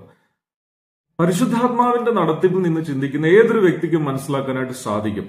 അവര് 400 വർഷത്തെ അടിമത്തത്തിന് ശേഷം അവിടെ നിന്ന് പുറപ്പെട്ടു പോവുകയാണ്. അപ്പോ ആ ആഭരണങ്ങൾ കൊണ്ടുപോകാനുള്ളൊരു മാധ്യമമായിട്ട് മാത്രം അത് മേടിച്ച് ധരിക്കണം എന്ന് പറഞ്ഞിരിക്കുകയാണ്. അത് കൊള്ളയിടണം. കാരണം അത് അവരർഹിക്കുന്നതാണ്, അവരുടെ ജോലിയുടെ കൂലിയാണ്. എന്നാൽ പിന്നീട് പുറപ്പാടിലേക്ക് വരുമ്പോൾ ഇതിന് വിഗ്രഹാരാധനയോട് ബന്ധമുണ്ടെന്നുള്ള കൃത്യമായിട്ടുള്ള സൂചന അവിടെ കൊടുത്തിരിക്കുന്നത് കൊണ്ടാണ് ഹോരേബ് മുതൽ ഇസ്രായേൽ മക്കള് ആഭരണം ധരിച്ചില്ല എന്ന് നമ്മൾ വായിക്കുന്നത്. ദൈവം അവരോട് പറയുന്നു, നിങ്ങൾ ആഭരണം മാറ്റിക്കളയുക, അല്ലെങ്കിൽ ഞാൻ നിങ്ങളോട് വരികയില്ല എന്ന് ദൈവം പറയുകയും, അങ്ങനെ ഹോരേബ് മുതൽ ഇസ്രായേൽ മക്കൾ ആഭരണം ധരിക്കുന്നത് ഒഴിവാക്കി എന്ന് നമ്മൾ വായിക്കുന്നുണ്ട്. അതിൽ നമ്മൾ എന്താണ് മനസ്സിലാക്കുന്നത്? ദൈവം ഒരിക്കലും ആഭരണം ധരിച്ചുകൊണ്ട് നടക്കണം എന്ന് അവരോട് കൽപ്പിച്ചിട്ടില്ല എന്നല്ലേ മനസ്സിലാക്കേണ്ടത്. ഇനി ഇത് പോസ്റ്റ് ചെയ്തത് ജെയിംസ് വർഗീസ് സാർ ആണെങ്കിൽ ഞാൻ വളരെ താഴ്മയായിട്ടൊരു കാര്യം പറയുന്നു. എന്നെ പോലെയുള്ള പ്രായത്തിൽ നിങ്ങളെക്കാൾ കുറഞ്ഞ ആളുകളൊക്കെ നിങ്ങളിൽ നിന്ന് വളരെ ഇൻസ്പിറേഷൻ പ്രാപിച്ച് കർത്താവിന്റെ വേലയിൽ മുമ്പോട്ട് പോകണമെന്നാണ് ആഗ്രഹിക്കുന്നത്. എന്നെപ്പോലെ അനേക ആളുകൾ ഒരുപക്ഷെ സാറിനെ പോലെയുള്ള മുതിർന്ന സഹോദരന്മാരെ അനുകരിക്കാൻ ശ്രമിക്കുന്നവരുമുണ്ട്. അവരെ വഴിതെറ്റിക്കാൻ സാറിനെ പോലുള്ളവർ കാരണമായി തീരരുത് എന്ന് ദയവായിട്ട് ഓർപ്പിക്കുകയാണ്. രണ്ടാമതായിട്ടൊരു സഹോദരൻ ഒരു സംശയം പ്രകടിപ്പിച്ചിരിക്കുകയാണ്. പത്രോസും തന്റെ ലേഖനത്തിൽ സ്ത്രീകളുടെ ആഭരണത്തെ കുറിച്ച് പറയുന്നുണ്ട്. എന്നിട്ട് സാറയെ കുറിച്ച് പറയുന്നു, ഇങ്ങനെയല്ലോ വിശുദ്ധ സ്ത്രീകൾ തങ്ങളെ തന്നെ അലങ്കരിച്ചു വന്നത് എന്നത് സാറ ആഭരണം ധരിച്ചിരുന്നില്ല എന്നതിന് തെളിവാണോ? ഉത്തരം, സാറ ആഭരണം ധരിച്ചോ ഇല്ലയോ എന്നത് പുതിയ നിയമസഭയുള്ള ബന്ധത്തിൽ പ്രസക്തമല്ല. കാരണം പഴയ നിയമം നിഴലും പുതിയ നിയമം പൊരുളുമാണ്. പുതിയ നിയമ സഭ പാലിക്കേണ്ട നിർദ്ദേശങ്ങൾ പഴയ നിയമത്തിലെ കൽപ്പനകളല്ല, മറിച്ച് അതിന്റെ ആത്മീയ സത്യങ്ങളെയാണ്. 1 പത്രോസ് 3-ാം അധ്യായത്തിന്റെ 4 മുതൽ 5 വരെയുള്ള വാക്യങ്ങൾ വായിച്ചാല് സാറയുടെ ആഭരണങ്ങളല്ല, മറിച്ച് സൗമ്യതയും സാവധാനതയുമുള്ള മനസ്സിനെയാണ്, അതായത് അക്ഷയഭൂഷണമായ ഹൃദയത്തിന്റെ ഗൂഢമനുഷ്യൻ ആയിരുന്നു അല്ലെങ്കിൽ ആണ് യഥാർത്ഥ അലങ്കാരം എന്നാണ് അപ്പോസ്തലൻ അവിടെ സൂചിപ്പിക്കുന്നത്. അതിനെ അനുകരിക്കാനാണ് അവിടെ പറയുന്നത്. അല്ലാതെ സാറ ഇട്ട ആഭരണങ്ങളല്ല. സാറ ആഭരണം ഇട്ടോ ഇല്ലയോ എന്നുള്ള കാര്യം അവിടെ വ്യക്തമല്ല. ഇനി ഒരു തർക്കത്തിന് വേണ്ടി സാറ ആഭരണം ധരിച്ചു എന്ന് അംഗീകരിച്ചാൽ തന്നെ അതിനെ അല്ല അനുകരിക്കേണ്ടത്. സൗമ്യതയും സാവധാനതയുമുള്ള അക്ഷയഭൂഷണമായ ഹൃദയത്തിന്റെ ഗൂഢമനുഷ്യൻ, ആ ആത്മീയ വ്യക്തിത്വത്തെയാണ് പുതിയ നിയമസഭ അനുകരിക്കേണ്ടത് എന്നാണ് അപ്പോസ്തലൻ പറയുന്നത്. അത് 3-ാം അധ്യായത്തിന്റെ 6-ാം വാക്യത്തിൽ വ്യക്തവും ആണ്. അടുത്ത ചില ചോദ്യങ്ങൾ തിയോളജിയൻ എന്ന പേരിൽ അല്ലെങ്കിൽ ആ പേരിലുള്ള ഒരു അക്കൗണ്ടിൽ നിന്ന് പോസ്റ്റ് ചെയ്യപ്പെട്ടിരിക്കുന്ന ചോദ്യങ്ങളാണ്. അദ്ദേഹം ഒരുപക്ഷെ വലിയൊരു ബൈബിൾ പണ്ഡിതനായിരിക്കാം. I appreciate him. അദ്ദേഹത്തിന്റെ ചോദ്യം, സങ്കീർത്തനം 45-ൽ രാജ്ഞി ഓഫീർ തങ്കം അണിഞ്ഞു നിൽക്കുന്നതായും അവളുടെ വസ്ത്രം പൊൻകസുകൊണ്ടുള്ളതുമാണെന്ന് പറഞ്ഞിട്ടില്ലേ? അപ്പൊ അദ്ദേഹം ചോദിക്കുന്ന ചോദ്യത്തിന്റെ ഒരുപക്ഷെ ഉദ്ദേശം ദൈവവചനത്തില് രാജ്ഞി തങ്കം ഒക്കെ ധരിച്ചു നിൽക്കില്ലേ, പിന്നെ പുതിയ നിയമ വിശ്വാസികൾക്ക് എന്തുകൊണ്ട് ആഭരണം ധരിച്ചുകൂടാ എന്നുള്ളതായിരിക്കാം തിയോളജിയൻ സാർ ഉദ്ദേശിക്കുന്നത്. സാറിന് അറിയാത്ത കാര്യം ആയിരിക്കില്ല, ഈ സങ്കീർത്തനങ്ങൾ എന്നൊക്കെ പറയുന്നത് കവിതകളോ ഗാനങ്ങളോ ഒക്കെയാണ്. ആലങ്കാരിക പ്രയോഗങ്ങളാണ് അവിടെ നടത്തിയിരിക്കുന്നത്. അതിനെ ആക്ഷരികമായ അർത്ഥത്തിൽ പുതിയ നിയമത്തിൽ എടുത്ത് വ്യാഖ്യാനിക്കുന്നത് ശരിയല്ലെന്ന് സാറിന് അറിയാം എന്നാണ് ഞാൻ വിശ്വസിക്കുന്നത്. അതിനെ ഇനി ആക്ഷരികമായിട്ട് എടുത്ത് നമ്മൾ വ്യാഖ്യാനിക്കാനൊക്കെ തുടങ്ങിക്കഴിഞ്ഞാൽ സങ്കീർത്തനത്തില് കുഞ്ഞുങ്ങളുടെ കാലെ പിടിച്ച് പാറമേൽ അടിക്കണമെന്നൊക്കെ എഴുതിയിട്ടുണ്ട്. എനിക്ക് തോന്നുന്നു തിയോളജിയൻ സാർ അങ്ങനെയൊക്കെ പ്രസംഗിച്ചു കഴിഞ്ഞാൽ ജയിലിൽ പോയി കിടക്കേണ്ടി വരും. അപ്പൊ നമ്മൾ സങ്കീർത്തനത്തിലെ വാക്യങ്ങളെ ഒരിക്കലും ആക്ഷരികമായിട്ട് എടുത്തല്ല വ്യാഖ്യാനിക്കുന്നത്. നേരത്തെ തന്നെ ഞാൻ പറഞ്ഞതുപോലെ പഴയ നിയമം നിഴലാണ്, പുതിയ നിയമം പൊരുളാണ്. നമ്മൾ അതിന്റെ ആത്മീയ സത്യങ്ങളെയാണ് എടുക്കുന്നത്. അപ്പോ ഈ 45 സങ്കീർത്തനം എന്ന് പറയുന്നത് നമ്മുടെ കല്യാണങ്ങൾക്കൊക്കെ, സുവിശേഷ വിഹിത സഭകളിലെ കല്യാണങ്ങൾക്കൊക്കെ വായിക്കുന്ന ഒരു സങ്കീർത്തനമാണല്ലോ. അപ്പോ അത് അവിടെ രാജ്ഞി എന്ന് പറയുന്നത് പുതിയ നിയമം അനുസരിച്ച് ചിന്തിക്കുമ്പോൾ അത് സഭയെ ഉപമിച്ചാണ് പറഞ്ഞിരിക്കുന്നതെന്ന് നമുക്ക് വചനം വായിക്കുന്നവർക്ക് മനസ്സിലാക്കുന്നതൊക്കെ സാധിക്കുന്നതാണ്. ഞാനൊരു തിയോളജിയനല്ല, പക്ഷെങ്കിൽ ബൈബിള് വായിക്കുന്ന ഒരാളാണ്. അപ്പോ നമുക്ക് അങ്ങനെയാണ് മനസ്സിലാക്കാൻ സാധിക്കുന്നത്. അങ്ങനെയാണെങ്കിൽ സഭയുടെ അലങ്കാരം എന്താണെന്ന് വെളിപ്പാട് പുസ്തകം 19:7-8 പറഞ്ഞിട്ടുണ്ട്. അവിടെ പറഞ്ഞിരിക്കുന്ന രാജ്ഞി സഭയുടെ ഒരു പ്രതീകമാണെങ്കിൽ സഭയുടെ യഥാർത്ഥ അലങ്കാരം അത് ആക്ഷരികമായ സ്വർണ്ണാഭരണങ്ങളോ വെള്ളിയാഭരണങ്ങളോ മറ്റാഭരണങ്ങളോ അല്ല, മറിച്ച് സൽപ്രവൃത്തികളാണ് എന്ന് വെളിപ്പാട് 19:7-8 വാക്യങ്ങളിൽ പറഞ്ഞിട്ടുണ്ട്. മറ്റൊരു ചോദ്യം, അത് ഒരു വളരെ ബുദ്ധിപൂർവമായൊരു ചോദ്യമാണ്. പൂജിച്ച് കൃഷി നടത്താറുള്ള ഇന്ത്യയിലെ കർഷകരുടെ ഉൽപ്പന്നങ്ങളും അന്യദേവന്മാരുടെ ഫോട്ടോകളും ഒക്കെ വെച്ചിരിക്കുന്ന ഹോട്ടലുകളിലെ ഭക്ഷണവും വിശ്വാസികൾക്ക് കഴിക്കാമോ? എനിക്ക് തോന്നുന്നില്ല ഇത് ചോദിച്ച ആളിന് ഈ വിഷയത്തിൽ എന്തെങ്കിലും സംശയം ഉണ്ടോ എന്ന്. എങ്കിൽ പോലും ചോദിച്ചതുകൊണ്ട് മറുപടി പറയാം. 1 Corinthians 10-ാം അധ്യായത്തിന്റെ 25 മുതൽ 29 വരെയുള്ള വാക്യങ്ങളിൽ കൃത്യമായിട്ട് പറഞ്ഞിട്ടുണ്ട്, അങ്ങാടിയിൽ കിട്ടുന്നത് എന്തും സ്തോത്രത്തോടെ ഭുജിക്കാം എന്ന് പറഞ്ഞു. പക്ഷെങ്കിൽ നമുക്ക് തരുന്ന ആള് ഇത് ഞാൻ നിവേദിച്ചതാണ് എന്ന് പറഞ്ഞു തരുമ്പോൾ ആ തന്ന വ്യക്തിയുടെ മനസാക്ഷിയെ കണക്കുകൂട്ടി നാം കഴിക്കരുതെന്നാണ് പറഞ്ഞിരിക്കുന്നത്. എന്നാൽ അങ്ങാടിയിൽ എവിടെയാണെങ്കിലും അത് ഹിന്ദുവോ മുസ്ലിമോ ആര് തന്നെ ആയിക്കോട്ടെ, നമ്മുടെ മുന്നിൽ വെച്ചിരിക്കുന്ന ഭക്ഷണം അത് നമുക്ക് കഴിക്കാനായിട്ട് തന്ന ഭക്ഷണമാണെങ്കിൽ അത് സ്തോത്രത്തോടെ കഴിക്കാം. അതിനുള്ള സ്വാതന്ത്ര്യം വിശ്വാസികൾക്ക് തിരുവചനം നൽകുന്നുണ്ട്. അപ്പൊ അതും ആഭരണധാരണമായിട്ട് ബന്ധമില്ലെന്ന് സാറ്. തിയോളജിയൻ സാറിന്റെ അടുത്ത ചോദ്യം അല്പം സ്ട്രോങ് ആട്ടോ. കൊലോസ്യ ലേഖനം 2:20 മുതൽ 23 വരെയുള്ള ഭാഗങ്ങളെ ആധാരമാക്കിയാണ് അദ്ദേഹം ചോദിച്ചിരിക്കുന്നത്. അവിടെ പിടിക്കരുത്, രുചിക്കരുത്, തൊടരുത് എന്നുള്ള ചട്ടങ്ങൾക്ക് കീഴ്പ്പെടുന്നത് എന്ത് എന്ന് അപ്പോസ്തലനായ പൗലോസ് ചോദിക്കുന്നുണ്ട്. അതൊക്കെയും സ്വേച്ഛാരാധനയിലും താഴ്മയിലും ശരീരത്തിന്റെ ഉപേക്ഷയിലും രസിക്കുന്നവർക്ക് ജ്ഞാനത്തിന്റെ പേര് മാത്രമുള്ളത്. അപ്പോ പുള്ളിക്കാരൻ പറയുന്ന അനുസരിച്ച് ഇവിടെ തുടരുത് എന്ന് പറഞ്ഞിരിക്കുന്നത് ആഭരണം തുടരുത് എന്നുള്ള ആ ചിന്താഗതിക്ക് എതിരെയും കൂടെ അല്ലേ എന്നാണ് അദ്ദേഹം പറയുന്നത്. അതുകൊണ്ട് അദ്ദേഹം ഒരു ചെറിയ ചവിട്ട് എനിക്കിട്ട് തന്നുകൊണ്ട് പറയുകയാണ്. അപ്പോ ഈ ആഭരണം തുടരുത് എന്ന തരത്തിലുള്ള നിയമങ്ങൾ അത് പരിചയമായവർക്ക് ആത്മീയമായിട്ട് തോന്നാം. എന്നാൽ യഥാർത്ഥ ഹൃദയമാറ്റം കൊണ്ടുവരുന്നതിൽ യാതൊരു ശക്തിയുമില്ല. തിയോളജിയൻ സാറെ, ആഭരണം ഒഴിവാക്കുന്നത് കൊണ്ട് മാത്രം ഒരാൾ ആത്മീയനാണ് എന്ന് ഞാൻ പറഞ്ഞിട്ടില്ല. എന്റെ തുടക്കം മുതലുള്ള വീഡിയോയിൽ ഞാൻ പറഞ്ഞിരിക്കുന്നത് വേർപാട് അനുഷ്ഠിക്കുന്നതിനോടുള്ള ബന്ധത്തിൽ വചനത്തിൽ ആഭരണധാരണം ഒഴിവാക്കണം എന്നുള്ള ഉപദേശം വേർപാടിന്റെ ഉപദേശത്തിന്റെ ഭാഗമായിട്ട് അത് പുതിയ നിയമത്തിൽ നമുക്ക് കാണുന്നതൊക്കെ സാധിക്കും. അതിന്റെ നിഴൽ നമുക്ക് പഴയ നിയമത്തിലും കാണുന്നതൊക്കെ സാധിക്കുന്നതാണ്. അപ്പൊ അദ്ദേഹം പറയുന്നത് ഈ തുടരുത്, പിടിക്കരുത് മുതലായ കാര്യങ്ങളൊക്കെ നോസ്റ്റിസം അല്ലെങ്കിൽ ജ്ഞാനവാദത്തിന്റെ സ്വാധീനത്തിൽ ഉള്ളതാണ്. തീർച്ചയായിട്ടും അപ്പോസ്തലനായ പൗലോസ് കൊലോസ്യ ലേഖനത്തിൽ പറഞ്ഞിരിക്കുന്നത് ജ്ഞാനവാദികൾ പഠിപ്പിക്കുന്നത് പോലെ തുടരുത്, പിടിക്കരുത് മുതലായ രുചിക്കരുത്, ഇത് ജ്ഞാനവാദത്തിന്റെ ഭാഗമായിട്ട് അന്നുണ്ടായിരുന്നതാണ്. പക്ഷേ സാറെ, മനസ്സിലാക്കേണ്ട കാര്യം എന്ന് പറയുന്നത് ആ ഭാഗത്ത് അപ്പോസ്തലനായ പൗലോസ് ആഭരണം ധരിക്കണം എന്നുള്ള നിലയിലുള്ള ഒരു സൂചനയും നൽകിയിട്ടില്ല. മറിച്ച് എന്തിനെയാണ് പൗലോസ് സൂചിപ്പിക്കുന്നതെന്ന് വിവിധ വാക്യങ്ങളിൽ നിന്ന് നമുക്ക് മനസ്സിലാക്കാൻ തൊക്കണം സാധിക്കും. കൊലോസ്യർ 2:16-17 വാക്യങ്ങൾ നാം വായിച്ചാൽ ഈ യഹൂദന് പഴയ നിയമത്തിൽ കൊടുത്തിരിക്കുന്ന ഭക്ഷണപാനീയ നിയമങ്ങൾ, പെരുന്നാളുകൾ, വാവ്, ശബത്ത്, ഈ കാര്യങ്ങൾ വിശ്വാസികൾ പിടിച്ചുകൊണ്ടിരിക്കേണ്ട എന്നാണ് അപ്പോസ്തലൻ പറയുന്നത്. അല്ലാതെ ആഭരണം ധരിക്കാം എന്ന് പറയുന്നില്ല. അതുപോലെ തന്നെ ഈ പൗരസ്ത്യ ജ്ഞാനവാദം അല്ലെങ്കിൽ ആത്മീയ ബോധം അനുസരിച്ച് ചില ഭക്ഷണങ്ങളെ ഒഴിവാക്കുന്ന ഒരു രീതി അന്നും നിലനിന്നിരുന്നു. ഉദാഹരണത്തിന് മാംസാഹാരം ഒഴിവാക്കുക. മാംസം കഴിക്കുന്നത് പാപമാണെന്ന് ചിന്തിച്ചിരുന്ന ആളുകളുണ്ടായിരുന്നു. അതുകൊണ്ടാണ് റോമാലേഖനം 14-ാം അധ്യായത്തിന്റെ 1 മുതൽ 3 വരെയുള്ള വാക്യങ്ങളിൽ ദുർബലരായ ആളുകളാണ് സസ്യാഹാരം മാത്രം കഴിക്കുന്നത് എന്ന് അപ്പോസ്തലൻ പറയുന്നത്. പുതിയ നിയമത്തിൽ ചില ഭക്ഷണങ്ങൾ ഒഴിവാക്കണമെന്നോ ചില ഭക്ഷണം മാത്രം കഴിക്കണമോ എന്നുള്ള ഒരു നിയമമില്ല.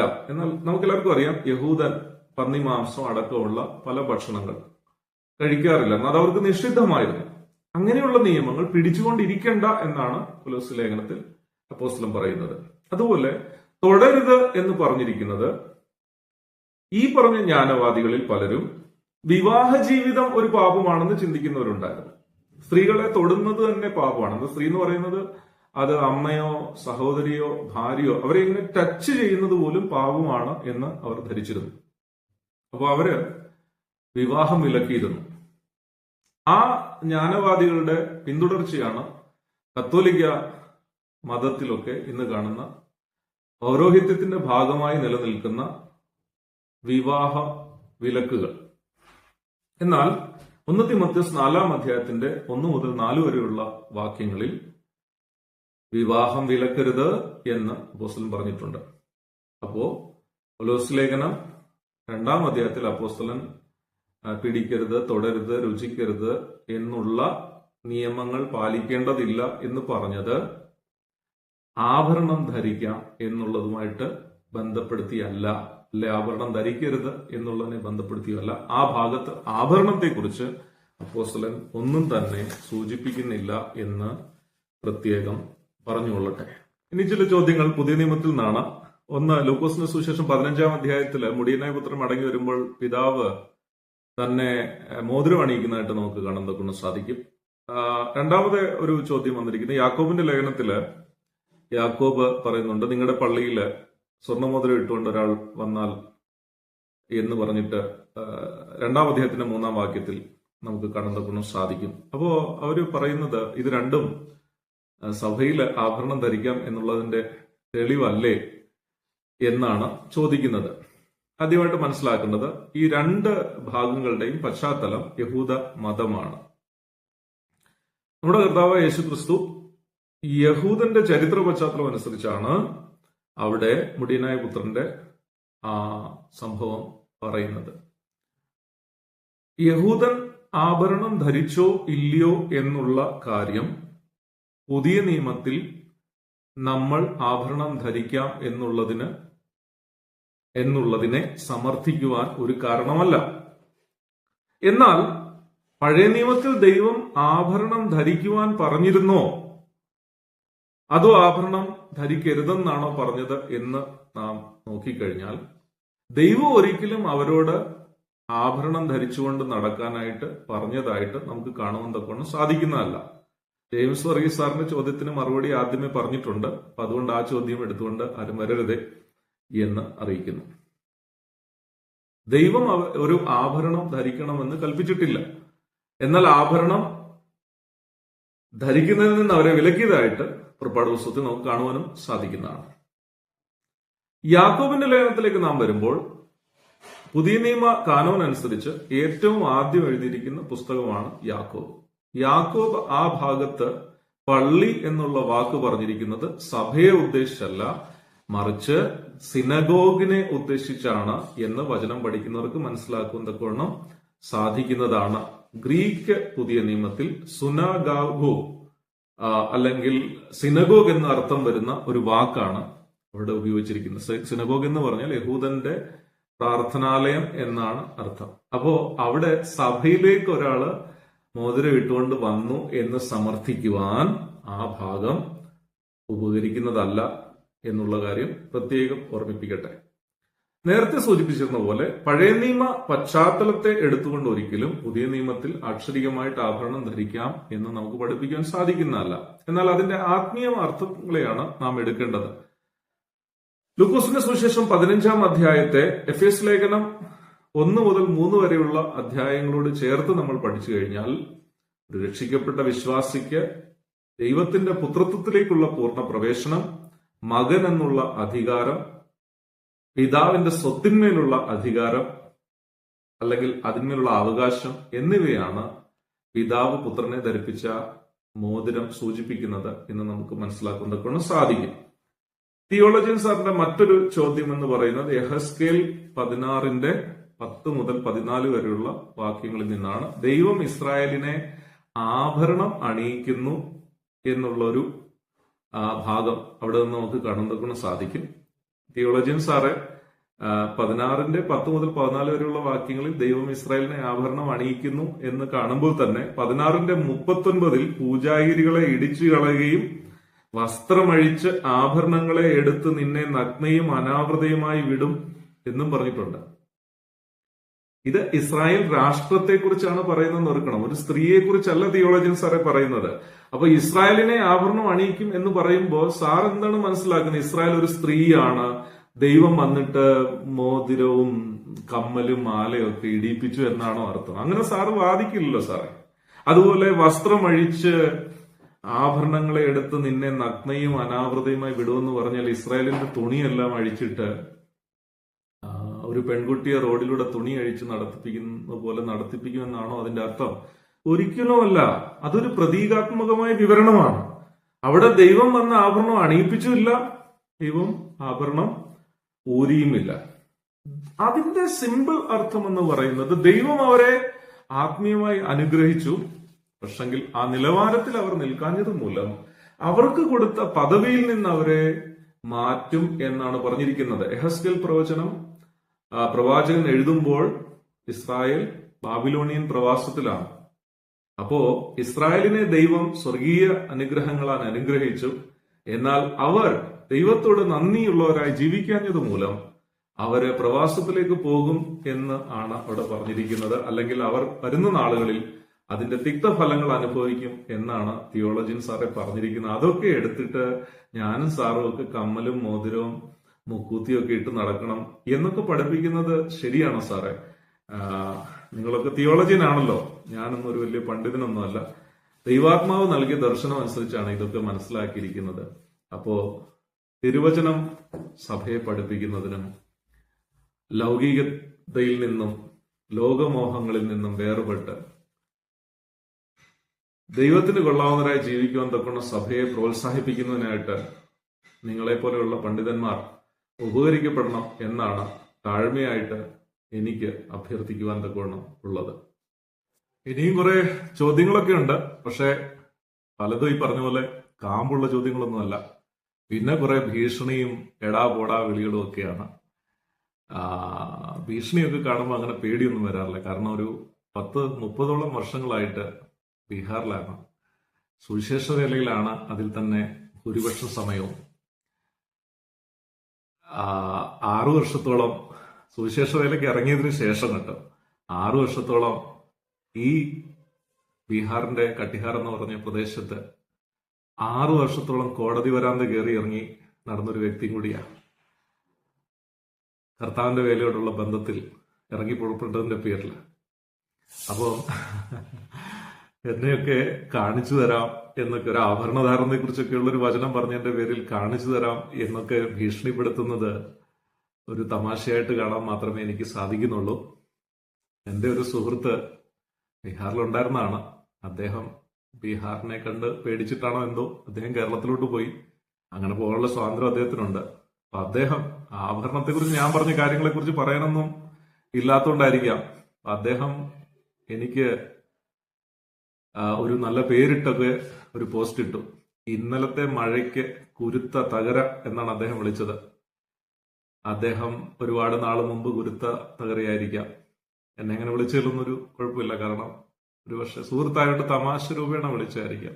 പിന്നെ ഞാനൊന്നും അദ്ദേഹത്തോട് പറയില്ല. അദ്ദേഹം ഇവിടെ പട്നയിൽ ഉണ്ടായിരുന്ന സമയത്ത് ഇതുപോലെയുള്ളൊരു ചോദ്യവുമായിട്ട് പുള്ളി വരികയും ഞാൻ അതിനൊരു മറുപടി കൊടുക്കുകയും ചെയ്തപ്പോൾ അദ്ദേഹം ഏങ്ങലടിച്ചിരുന്ന് കരയാൻ തുടങ്ങി. ഞാൻ കുറച്ച് എമ്പതറ്റിക് ആയിട്ടുള്ള ഒരു വ്യക്തി ആയതുകൊണ്ട് ഈ ആരെങ്കിലുമൊക്കെ ഏങ്ങലടിച്ച് കരയുന്ന കാണുമ്പോൾ എനിക്കൊരു വിഷമം വരും. അപ്പൊ അതുകൊണ്ട് ഞാനിപ്പോ എന്തെങ്കിലും പറഞ്ഞു കഴിഞ്ഞാൽ പുള്ളിക്കാരൻ കരയും, അത് പിന്നെ എനിക്ക് വിഷമമാവും. അപ്പൊ അതുകൊണ്ട് തകര സാറിനോട് ഒന്നും പറയുവാൻ തക്കണം ആഗ്രഹിക്കുന്നില്ല. ദൈവം അദ്ദേഹത്തിന് ബുദ്ധിയും വിവേകവും ഒക്കെ കൊടുക്കട്ടെ. അദ്ദേഹം ബ്രദറൻ സമൂഹത്തിലെ ഒരു വലിയ പ്രമുഖനായിരിക്കാം. ഞാൻ അങ്ങനെയൊന്നുമല്ല. ഒരു വിശ്വാസി, ഒരു സാധാരണ വിശ്വാസി, കർത്താവിന്റെ വേല ചെയ്യാൻ കർത്താവ് വിളിച്ചതുകൊണ്ട് മാത്രമേ ഇറങ്ങി പുറപ്പെട്ടു, യോഗ്യത കൊണ്ടല്ല. ദൈവം വെളിപ്പെടുത്തിയ സത്യങ്ങൾ കേൾക്കാൻ താല്പര്യമുള്ളവരോട് പങ്കുവച്ചു. കേൾക്കാൻ താല്പര്യമുള്ളവർ അത് അനുസരിക്കും, പാലിക്കും. അനേക ദൈവമക്കൾ ഈ വീഡിയോകളോട് പ്രതികരിക്കുകയും ഇത് ദൈവാത്മാവിന്റെ സന്ദേശമായിട്ട് മനസ്സിലാക്കുകയും ചെയ്തു എന്നോർത്ത് കർത്താവിനെ സ്തുതിക്കുന്നു. അതോടൊപ്പം തന്നെ ഇത് കേൾക്കാൻ താല്പര്യമില്ലാത്തവർ, അനുസരിക്കാൻ താല്പര്യമില്ലാത്തവർ, അവർക്ക് ഉൾക്കൊള്ളാൻ സാധിക്കാത്തവർ, ഇങ്ങനെയുള്ളവർക്ക് അത് കേൾക്കാതിരിക്കുവാനും ഒക്കെ സ്വാതന്ത്ര്യമുണ്ട് എന്ന് പ്രത്യേകം ഓർപ്പിക്കുന്നു. എന്നാൽ ഞാൻ കേരളത്തിലെ വേർപെട്ട ദൈവജനത്തോട് പറയാൻ ഉദ്ദേശിക്കുന്ന ഒരു കാര്യം, ഈ ആഭരണവാദികൾ, ദൈവസഭയിലേക്ക് ആഭരണ ധാരണം കൊണ്ടുവരണമെന്ന് ആഗ്രഹിക്കുന്ന ഈ ആഭരണവാദികൾ ഇവർ ഒരു അസാരം പുളിമാവാണ്. ഇന്ന് ആഭരണത്തിന് വേണ്ടി വാദിക്കുന്ന ഇവർ നാളെ വിവാഹമോചനം, പുനർവിവാഹം, സ്ത്രീകളെ മൂപ്പന്മാരും സുവിശേഷകരുമാക്കണം എന്നൊക്കെ വാദിക്കുന്ന നിലയിലേക്ക് സഭയെ വലിച്ച് ഇഴയ്ക്കും എന്ന് ഞാൻ ഇപ്പോഴേ നിങ്ങളോട് സൂചിപ്പിക്കുന്നു. സൂക്ഷിച്ചാൽ ദുഃഖിക്കേണ്ടി വരില്ല. അതുകൊണ്ട് ഈ ആഭരണവാദികളെ, കർത്താവിനെയും തിരുവചനത്തെയും സ്നേഹിക്കുന്ന ദൈവമക്കൾ നിരുത്സാഹപ്പെടുത്തണം എന്ന് താഴ്മയായിട്ട് ഓർപ്പിക്കുന്നു. ദൈവം അനുവദിച്ചാൽ ആഭരണം ധരിക്കുന്ന പശ്ചാത്തലങ്ങളിൽ നിന്ന് കടന്നു വരുന്നവരോട് സഭ എന്ത് സമീപനമാണ് സ്വീകരിക്കേണ്ടത് എന്നുള്ള ബന്ധത്തിൽ ഒരു വീഡിയോ കൂടെ ഇതിനുള്ള ബന്ധത്തിൽ ചെയ്യുന്നതായിരിക്കും. അതുവരേക്കും നിങ്ങളോട് വിട ചോദിക്കുന്നു. ദൈവം എല്ലാവരെയും അനുഗ്രഹിക്കുമാറാകട്ടെ.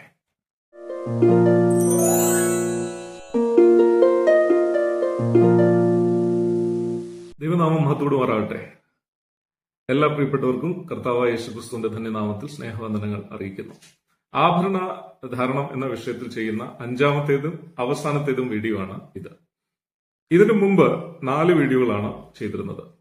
ആദ്യത്തെ 3 വീഡിയോകളിൽ ഉപദേശത്തിന്റെ പശ്ചാത്തലത്തിലും ചരിത്രപരമായ കാരണങ്ങളാലും രക്ഷിക്കപ്പെട്ട ദൈവമക്കൾ ആഭരണം എന്തുകൊണ്ട് ഉപേക്ഷിക്കണം എന്നുള്ള ഒരു കാര്യമാണ് പറഞ്ഞത്. 4-ാമത്തെ വീഡിയോയിൽ ഇതിനോടനുബന്ധിച്ച് വിവിധ കോണുകളിൽ നിന്നുയർന്ന, അല്ലെങ്കിൽ എന്നോട് നേരിട്ടോ അല്ലാതെയോ ചോദിച്ച ചോദ്യങ്ങൾക്ക് മറുപടിയുമാണ് പോസ്റ്റ് ചെയ്തത്. ഈ 5-ാമത്തെ വീഡിയോയിൽ ആഭരണം ധരിച്ച് സഭയിൽ വരുന്ന ആളുകളോട്, അല്ലെങ്കിൽ ആഭരണം ധരിക്കുന്ന മതപരമായോ സഭാപരമായോ പശ്ചാത്തലങ്ങളിൽ നിന്ന് സഭയിലേക്ക് കടന്നു വരുന്ന ആളുകളെ ദൈവസഭയിൽ എങ്ങനെ സ്വീകരിക്കണം എന്നുള്ള വിഷയത്തിലാണ് സംസാരിക്കുവാൻ തക്കവണ്ണം ആഗ്രഹിക്കുന്നത്. ഈ ഒരു കാര്യം സംസാരിക്കുമ്പോൾ എന്നെക്കുറിച്ചുള്ള ഒരു ചെറിയ പരിചയപ്പെടുത്തൽ ഈ വിഷയത്തിന് ഉപോത്ബലകമായ നിലയിൽ അറിയിക്കുവാൻ തക്കവണ്ണം ആഗ്രഹിക്കുന്നു. ദൈവം അനുവദിച്ചാൽ 2026 ഡിസംബർ 12-ാം തീയതി നോർത്ത് ഇന്ത്യയിലെ എന്റെ പ്രവാസകാലത്തിന് 30 വർഷം പൂർത്തിയാകുകയാണ്. 1996 ഡിസംബർ 12-ാം തീയതിയാണ് ആദ്യമായിട്ട് ഉത്തരേന്ത്യയിലേക്ക് കടന്നു വരുന്നത്. അന്നു മുതൽ ഇന്ന് വരെ നോർത്ത് ഇന്ത്യയിലെ 3 സംസ്ഥാനങ്ങളിൽ 7ഓളം സ്ഥലം സഭകൾ സ്ഥാപിക്കപ്പെടുവാൻ നേരിട്ടോ അല്ലാതെയോ പങ്കാളിയായി തീരുവാൻ തക്കവണ്ണം കർത്താവ് എന്നെ ഇടയാക്കി. ഇപ്പോഴും ബീഹാറിലെ കട്ടിഹാർ എന്ന് പറയുന്ന പ്രദേശത്ത് സ്ഥലം സഭ ശുശ്രൂഷകൻ എന്ന നിലയിലും, അതോടൊപ്പം തന്നെ ഉത്തരേന്ത്യയുടെ പല ഭാഗങ്ങളിലും നേപ്പാളിലും കർത്താവിന്റെ വേല ചെയ്യുവാൻ തക്കവണ്ണം ദൈവം കൃപ നൽകിക്കൊണ്ടിരിക്കുന്നു. ഈ ഒരു ചെറിയ പരിചയപ്പെടുത്തൽ ഞാൻ എന്നെക്കുറിച്ച് നൽകിയത് കഴിഞ്ഞ വീഡിയോകളുടെയൊക്കെ അടിയിലൊക്കെ വന്നിട്ട് പലരും കമന്റ് ചെയ്യാറുണ്ട്, നമുക്കൊക്കെ ചെയ്യാനായിട്ട് വേറെ എന്തൊക്കെ കാര്യങ്ങളുണ്ട് സഹോദര, നോർത്ത് ഇന്ത്യയിലൊക്കെ പോയി പറഞ്ഞുകൂടെ, ഇതുപോലെ കേരളത്തിൽ നിന്നിട്ട് ആഭരണം വർജിച്ചാൽ മതിയോ എന്നൊക്കെയുള്ള ചോദ്യങ്ങൾ പല സഹോദരന്മാർ പറയുകയുണ്ടായി. മറ്റൊരു കാര്യം ഈ പരിചയപ്പെടുത്തൽ നൽകുവാനായിട്ട് കാരണമായി തീർന്നത്, എന്നെ കേൾക്കുന്ന ദൈവജനം മനസ്സിലാക്കേണ്ട ഒരു കാര്യം, 7ഓളം സ്ഥലം സഭകളുടെ രൂപീകരണത്തിനും മറ്റ് സ്ഥലം സഭകളുടെ വളർച്ചയ്ക്കും കാരണമാകുന്ന നിലയിൽ കഴിഞ്ഞ ഏറിയ വർഷങ്ങളായിട്ട് നോർത്ത് ഇന്ത്യയിൽ പ്രവർത്തിച്ചുകൊണ്ടിരിക്കുന്ന ഒരു വ്യക്തി എന്നുള്ള നിലയിൽ എനിക്ക് പറയുവാൻ തക്കവണ്ണമുള്ളത്, ഞാൻ ഉൾപ്പെട്ടു നിൽക്കുന്ന സഭയിലോ അല്ലെങ്കിൽ ഞാൻ മൂലം ദൈവം രൂപീകരിച്ച മറ്റ് സഭകളിലോ വിശ്വാസത്തിലേക്ക് കടന്നു വന്നവരിൽ ഏറിയ പങ്കും ആഭരണം ധരിക്കുന്ന പശ്ചാത്തലങ്ങളിൽ നിന്ന് കടന്നു വന്നവരാണ്. അങ്ങനെയുള്ള വിശ്വാസികളെ സഭയിൽ ഏത് നിലയിൽ വളർത്തിയെടുക്കണം എന്ന് നേരിട്ട് പരിചയമുള്ള ഒരു വ്യക്തിയാണ് ഞാൻ. അതുകൊണ്ട് തന്നെ ഈ ഒരു വിഷയത്തിൽ ആധികാരികമായിട്ട് സംസാരിക്കുവാൻ എനിക്ക് സാധിക്കും എന്ന് ഞാൻ വിശ്വസിക്കുന്നുമുണ്ട്. അപ്പോൾ ഈ ഒരു പശ്ചാത്തലത്തിൽ നിന്നുകൊണ്ടാണ് ഞാനിത് സംസാരിക്കുന്നത് എന്ന് എന്നെ കേൾക്കുന്ന ദൈവജനം ദയവായി മനസ്സിലാക്കണം എന്ന് ഞാൻ താഴ്മയായിട്ട് ഓർപ്പിക്കുകയാണ്. ആഭരണധാരണം സംബന്ധിച്ച് ചെയ്ത ആദ്യത്തെ 3 വീഡിയോകളിൽ ഞാൻ നേരത്തെ സൂചിപ്പിച്ചതുപോലെ ഉപദേശപരമായിട്ടോ ചരിത്രപരമായിട്ടോ രക്ഷിക്കപ്പെട്ട ദൈവമക്കൾ എന്തുകൊണ്ട് ആഭരണം ഉപേക്ഷിക്കണം എന്നാണ് സൂചിപ്പിച്ചിട്ടുള്ളത്. അത് കേട്ടിട്ടില്ലാത്തവർ ആ വീഡിയോകൾ കേൾക്കുകയാണെങ്കിൽ ഞാൻ എന്താണ് പറഞ്ഞത് എന്ന് നിങ്ങൾക്ക് കേൾക്കുവാൻ തക്കവണ്ണം സാധിക്കുന്നതാണ്. 4-മതായിട്ട് ചെയ്ത വീഡിയോയിൽ ഇത് സംബന്ധിച്ച് ചോദിച്ച ചില ചോദ്യങ്ങൾക്ക് മറുപടി പറയുകയാണ് ചെയ്തത്. 5-മത്തേതും അവസാനത്തേതുമായ ഈ വീഡിയോയിൽ നേരത്തെ സൂചിപ്പിച്ചതുപോലെ ആഭരണം ധരിക്കുന്ന പശ്ചാത്തലങ്ങളിൽ നിന്ന് കടന്നു വരുന്നവരെ ഏത് നിലയിൽ സഭ ഉൾക്കൊള്ളണം എന്നുള്ളൊരു കാര്യമാണ് പറയുവാൻ തക്കണം ആഗ്രഹിക്കുന്നത്. ആദ്യമായിട്ട് തന്നെ പറഞ്ഞുകൊള്ളട്ടെ, ആഭരണം ധരിച്ചു വരുന്നവരെ സഭയിൽ കയറ്റാതിരിക്കുന്നതിനോ സഭയിൽ നിന്ന് പുറത്താക്കുന്നതിനോ യാതൊരുവിധ വാക്യവും വചനത്തിൽ പറഞ്ഞിട്ടില്ല എന്നുള്ളതാണ് നാം മനസ്സിലാക്കേണ്ടത്. കാരണം ആഭരണം ഉപേക്ഷിക്കുക എന്നുള്ളത് വേർപാട് എന്ന് പറയുന്ന ഉപദേശ വിഷയമായിട്ട് ബന്ധപ്പെട്ടിരിക്കുന്ന ഒരു കാര്യമാണ്. അപ്പൊ വേർപാട് എന്ന് പറയുന്നത് കേവലം ആഭരണവർജനം മാത്രമല്ല, മറ്റ് അനേക കാര്യങ്ങളും അതുമായിട്ട് ബന്ധപ്പെട്ടിരിക്കുന്നു. അപ്പോസ്തല പ്രവൃത്തി 15:20 ആസ്പദമാക്കിയാണ് ആദ്യത്തെ വീഡിയോ ചെയ്തത്. അവിടെ പറഞ്ഞിരിക്കുന്നത് വിഗ്രഹാരാധനയുമായിട്ട് ബന്ധപ്പെട്ടിരിക്കുന്ന എല്ലാ വിഷയങ്ങളിൽ നിന്നും ദൈവമക്കൾ വേർപെട്ട് നിൽക്കണം എന്നുള്ളതാണ്. അതേ വാക്യത്തിന്റെ എക്സ്പ്ലനേഷൻ ആയിട്ടാണ് നമുക്ക് തിമോഥെയോസിന്റെ ലേഖനത്തിൽ പറഞ്ഞിരിക്കുന്ന വാക്യങ്ങളെയും അതോടൊപ്പം തന്നെ പത്രോസിന്റെ ലേഖനത്തിൽ പറഞ്ഞിരിക്കുന്ന കാര്യങ്ങളെ മനസ്സിലാക്കേണ്ടത്. അത് കഴിഞ്ഞ വീഡിയോകളിൽ സൂചിപ്പിച്ചിട്ടുള്ളതായതുകൊണ്ട് അവിടേക്ക് ഞാൻ കടക്കുവാൻ തക്കവണ്ണം ആഗ്രഹിക്കുന്നില്ല. അപ്പോ വിഗ്രഹാരാധനയുമായിട്ട് ബന്ധപ്പെട്ട എല്ലാ വിഷയങ്ങളിൽ നിന്നും രക്ഷിക്കപ്പെട്ട ദൈവജനം വേർപെടേണ്ടതായിട്ടുണ്ട്. വ്യക്തിപരമായ പാപങ്ങളായിക്കോട്ടെ, ഉപദേശപരമായിട്ടുള്ള കാര്യങ്ങളായിക്കോട്ടെ, അനേക വിഷയങ്ങളിൽ നിന്ന് ദൈവജനത്തിന് വേർപെട്ട് മാറി നിൽക്കേണ്ടതായിട്ടുണ്ട്. കേവലം ആഭരണം ഊരിയതുകൊണ്ട് മാത്രം അതൊരു വേർപാടാകത്തില്ല. തെറ്റായ ഉപദേശങ്ങളിൽ നിന്ന് നമുക്ക് വേർപെട്ട് ജീവിക്കണം. വ്യക്തിപരമായ പാപങ്ങളിൽ നിന്ന് നമുക്ക് വേർപെട്ട് ജീവിക്കണം. അതുപോലെ ഫോൾസ് ടീച്ചേഴ്സ്, ദുരുപദേഷ്ടാക്കന്മാരിൽ നിന്ന് നമുക്ക് വേർപെടേണ്ടതായിട്ടുണ്ട്. അപ്പോ വേർപാടെന്ന് പറയുന്ന വിഷയം ഏതെങ്കിലും ഒരു കാര്യത്തെ മാത്രം ആസ്പദമാക്കിയിരിക്കുന്നതല്ല. അപ്പൊ അതുകൊണ്ട് തന്നെ ആഭരണം മാത്രം ഊരുകയും മറ്റു കാര്യങ്ങളിൽ ഇൻവോൾവ് ആയിരിക്കുകയും ചെയ്യുക എന്നുള്ളത് തെറ്റായ സമീപനമാണ്. ഈ കാര്യം പറയുന്നതിനുള്ള കാരണം എന്നുള്ളത്, വേർപാട് it should happen gradually or it will happen gradually only. ഇത് ഘട്ടം ഘട്ടമായിട്ട് മാത്രമേ സാധിച്ചെടുക്കത്തുള്ളൂ. ഒരു വ്യക്തി വചനത്തിൽ എത്രമാത്രം വളരുന്നോ, എത്രമാത്രം ആത്മീയ പക്വത ആ വ്യക്തി ആർജിച്ചെടുക്കുന്നോ, അതിനനുസരിച്ചാണ് തന്റെ ജീവിതത്തിലെ എല്ലാ വേർപാടുകളും സംഭവിക്കുന്നത്. ഉദാഹരണത്തിന്, ഉപദേശ വിഷയങ്ങളിൽ കൃത്യതയില്ലാത്തൊരു വ്യക്തി, അദ്ദേഹത്തിന് ഉപദേശപരമായ വേർപാട് ഒരിക്കലും പാലിക്കുവാൻ കഴിയത്തില്ല.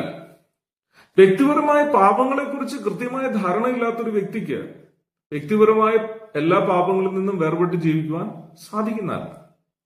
അതുപോലെ തന്നെ ആഭരണധാരണവും വിഗ്രഹാരാധനയും സംബന്ധിച്ചുള്ള ആ ബന്ധം കൃത്യമായിട്ട് മനസ്സിലാക്കാൻ കഴിയാത്തൊരു വ്യക്തിക്ക് പൂർണ്ണമായിട്ടും അതിൽ നിന്നും മാറുവാൻ തക്കൊണ്ട് സാധിക്കുന്നില്ല. അപ്പോ ഈ സെപ്പറേഷൻ അഥവാ വേർപാടെന്ന വിഷയം ഘട്ടം ഘട്ടമായി സംഭവിക്കുന്നതായതുകൊണ്ട് ഘട്ടം ഘട്ടമായ വളർച്ചയ്ക്ക് ഉതകുന്ന സാഹചര്യം സഭയിൽ ഉണ്ടാക്കിയെടുക്കുകയാണ് ആവശ്യം. അല്ലാതെ ആഭരണം ധരിച്ചു എന്ന പേരിൽ ഒരു വ്യക്തി ആത്മീയനല്ലെന്ന് ചിന്തിക്കുന്നതോ അദ്ദേഹത്തെ ആഭരണം ധരിച്ചു എന്നുള്ള ഒറ്റ കാരണത്താൽ സഭയ്ക്ക് പുറത്താക്കുന്നതോ പക്വതാപരമായ ഒരു തീരുമാനം ഒരിക്കലും ആവുകയില്ല. അപ്പോൾ അങ്ങനെയാണെങ്കിൽ എങ്ങനെയാണ് ആഭരണവർജനം എന്ന വിഷയം സഭയിലെ വിശ്വാസികളുള്ള ബന്ധത്തിൽ നമുക്ക് സാധിച്ചെടുക്കുവാൻ തക്കണം സാധിക്കുന്നത്? മറ്റെല്ലാ വിഷയങ്ങളിലും എന്നതുപോലെ ഈ വിഷയത്തിലും അപ്പോസ്തലിക മാതൃക പിൻപറ്റുകയാണ് നാം ചെയ്യേണ്ടിയിരിക്കുന്നത്. നമ്മുടേതായ ചില ധാരണകളുടെ പുറത്തോ അല്ലെങ്കിൽ ആഭരണം ഇടാതെ നടക്കുന്നവരെല്ലാവരും ആത്മീയരാണെന്നോ ആഭരണം ഇട്ടവരെല്ലാം മോശക്കാരാണെന്നോ എന്നുള്ള വ്യർത്ഥമായ ഒരു ധാരണയിൽ മുമ്പോട്ട് പോവുകയല്ല വേണ്ടത്. ഒരിക്കൽ ഒരു വിശ്വാസിയായ സഹോദരിയോട് ഞാൻ ചോദിച്ചു, സഹോദരി എന്തുകൊണ്ടാണ് ആഭരണം ഉപയോഗിക്കാത്തത് എന്ന്. അപ്പൊ ആ സഹോദരി പറഞ്ഞ ഒരു മറുപടി എന്ന് പറയുന്നത്, നമ്മുടെ സഭയിൽ ആരും ഇടുന്നില്ലല്ലോ, അതുകൊണ്ട് ഞാനും ആഭരണം ഇടുന്നില്ല എന്നാണ് പറയുന്നത്. അങ്ങനെ ഒരു ധാരണയുടെ പുറത്ത് മാത്രമാണ് നാം ആഭരണ വർജനം നടത്തുന്നതെങ്കിൽ നാം വെറും അന്ധവിശ്വാസികൾ മാത്രമാണ് ഈ വിഷയത്തിൽ. രക്ഷയിലേക്ക് വരുന്നതും വിശ്വാസത്തിൽ വളരുന്നതും ആത്മീയമായ കാര്യങ്ങളിൽ ഒരു വ്യക്തി പക്വതയുള്ള വ്യക്തിയായിട്ട് തീരുന്നതും വ്യക്തിക്ക് വചനത്തിലുള്ള നിശ്ചയം സാധ്യമായി തീരുമ്പോഴാണ്. വ്യക്തമായ നിശ്ചയമില്ലാതെ വചനത്തിലെ ഏത് സത്യങ്ങളെയും നമുക്ക് പൂർണ്ണമായിട്ട് ഉൾക്കൊള്ളുവാൻ കൊണ്ട് സാധിക്കുന്നതല്ല. മറ്റു പശ്ചാത്തലങ്ങളിൽ നിന്ന് രക്ഷയുടെ അനുഭവത്തിലേക്ക് വിശ്വാസത്തിലേക്ക് കടന്നു വരുന്ന ആളുകൾ രക്ഷ എന്നുള്ള വിഷയത്തിൽ അവർക്ക് ലഭിക്കുന്ന നിശ്ചയത്തിന്റെ പുറത്താണല്ലോ വരുന്നത്. അതുപോലെ തന്നെ ആഭരണം ഉപേക്ഷിക്കുക എന്നുള്ള വിഷയത്തിന്മേലും വിശ്വാസികൾക്ക് ഒരു നിശ്ചയം ഉണ്ടാകേണ്ട ആവശ്യമുണ്ട്. ആ നിശ്ചയം എങ്ങനെയാണ് അവരിൽ ഉണ്ടാകേണ്ടത്? അതിന് ഉപോത്ബലകമായിട്ടാണ് ഞാൻ പറഞ്ഞത്, നമുക്ക് അപ്പോസ്തലികമായ മാതൃക പിൻപറ്റേണ്ടിയിരിക്കുന്നു. കഴിഞ്ഞ 30ഓളം വർഷങ്ങളായിട്ട് ഉത്തരേന്ത്യയുടെ പ്രദേശത്തിലായിരുന്നുകൊണ്ട് ആഭരണം ധരിക്കുന്ന പശ്ചാത്തലങ്ങളിൽ നിന്ന് കടന്നു വരുന്ന ആളുകളെ പൂർണ്ണമായും വചനത്തിൽ നിന്നുകൊണ്ടാണ് ആഭരണ വർജനത്തിലേക്ക് ഞങ്ങൾ നയിച്ചിട്ടുള്ളത്. ആഭരണ വർജനം എന്ന വിഷയത്തിൽ വിശ്വാസികൾക്ക് ഒരു നിശ്ചയം ഉണ്ടാകേണ്ടതിന് പ്രധാനപ്പെട്ട 2 കാര്യങ്ങളാണ് സഭയിലെ ഉപദേഷ്ടാക്കന്മാർക്ക് അല്ലെങ്കിൽ ശുശ്രൂഷകന്മാർക്ക് ചെയ്യാൻ സാധിക്കുന്നത്.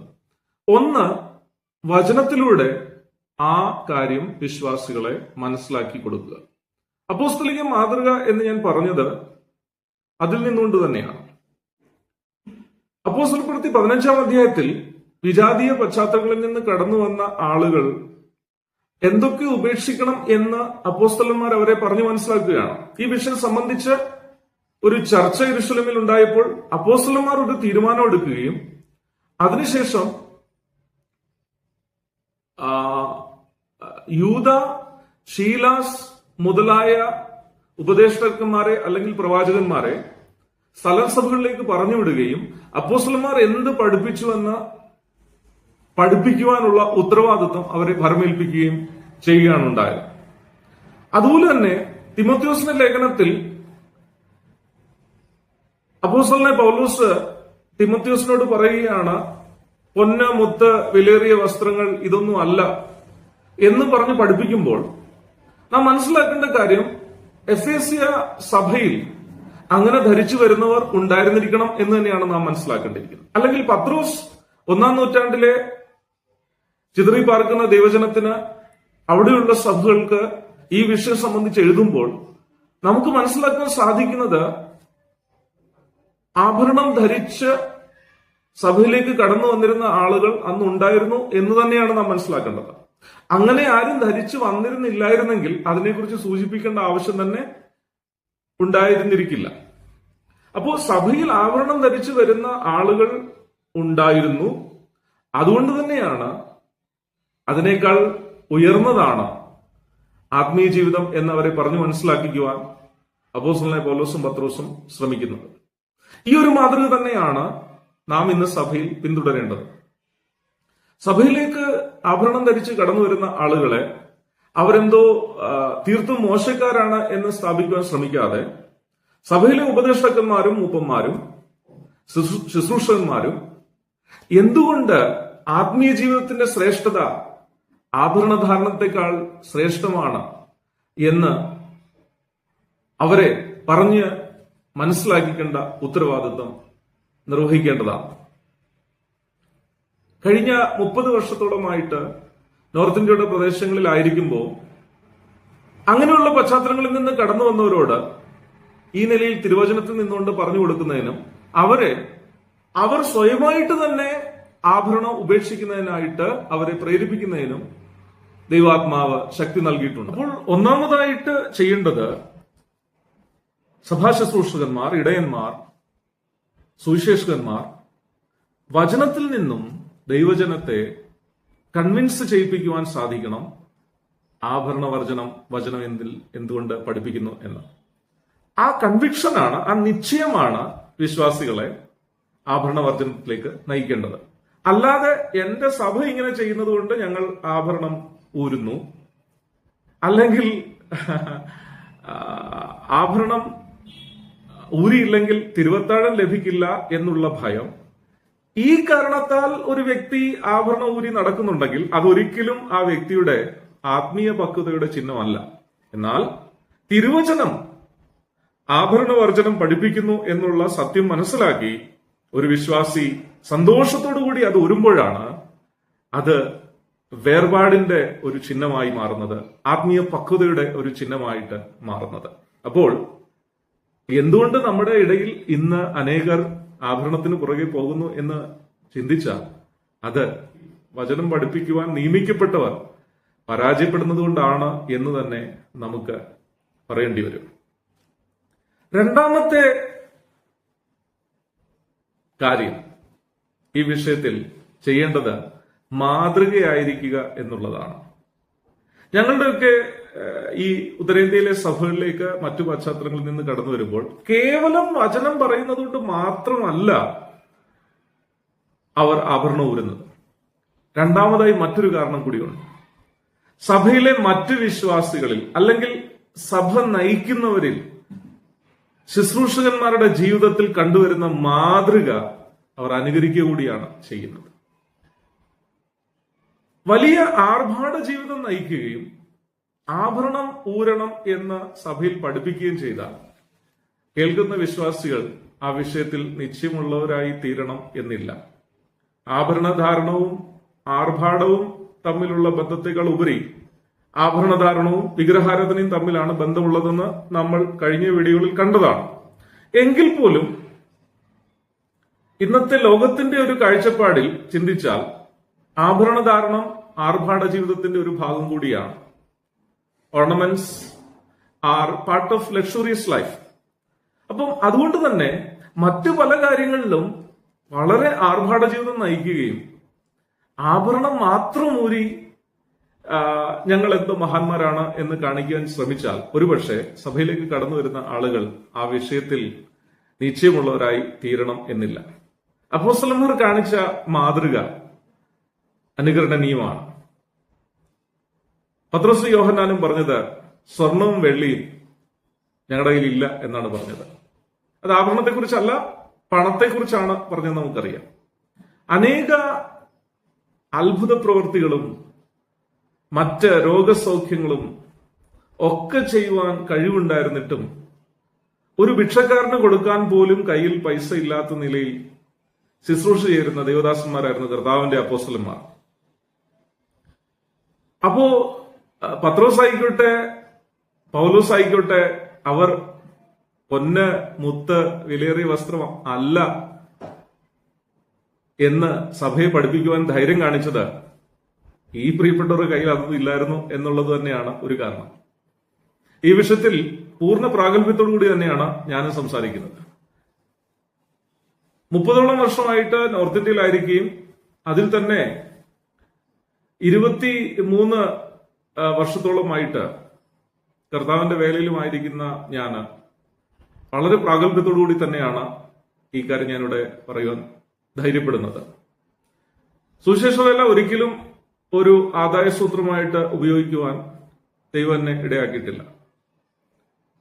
ലഭിക്കാമായിരുന്ന പിതൃസ്വത്ത് കൂടി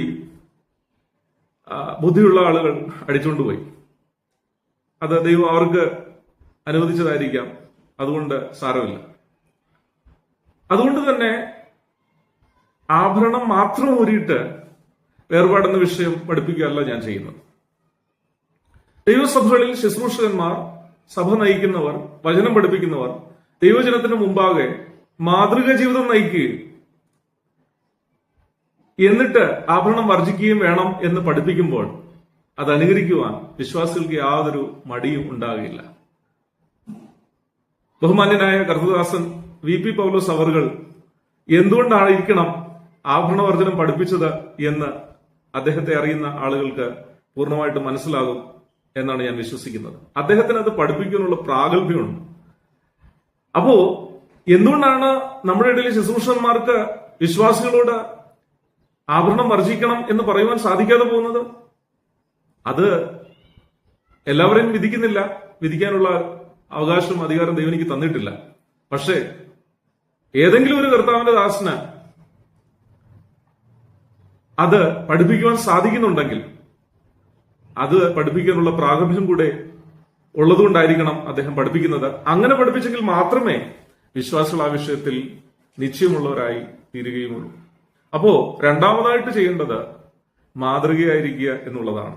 ഒന്നാമതായി തിരുവചനത്തിൽ നിന്ന് ദൈവജനത്തെ പഠിപ്പിക്കുക. ദൈവജനം ലോകത്തിന്റെ മോഹങ്ങളിൽ നിന്ന്, ലൗകികമായിട്ടുള്ള അഹങ്കാരങ്ങളിൽ നിന്ന് വേർപെട്ട് വിഗ്രഹാരാധനയും അതുമായിട്ട് ബന്ധപ്പെട്ട ആഭരണദാനത്തിൽ നിന്നും ഒഴിഞ്ഞ് വേർപെട്ട് ജീവിക്കണം എന്ന് വചനം പഠിപ്പിക്കുന്നു. ഈ ഉപദേശ സത്യം ദൈവജനത്തെ പഠിപ്പിക്കുവാൻ ശുശ്രൂഷകന്മാർ, ഉപദേഷ്ടാക്കന്മാർ, മൂപ്പന്മാർ തയ്യാറാവണം.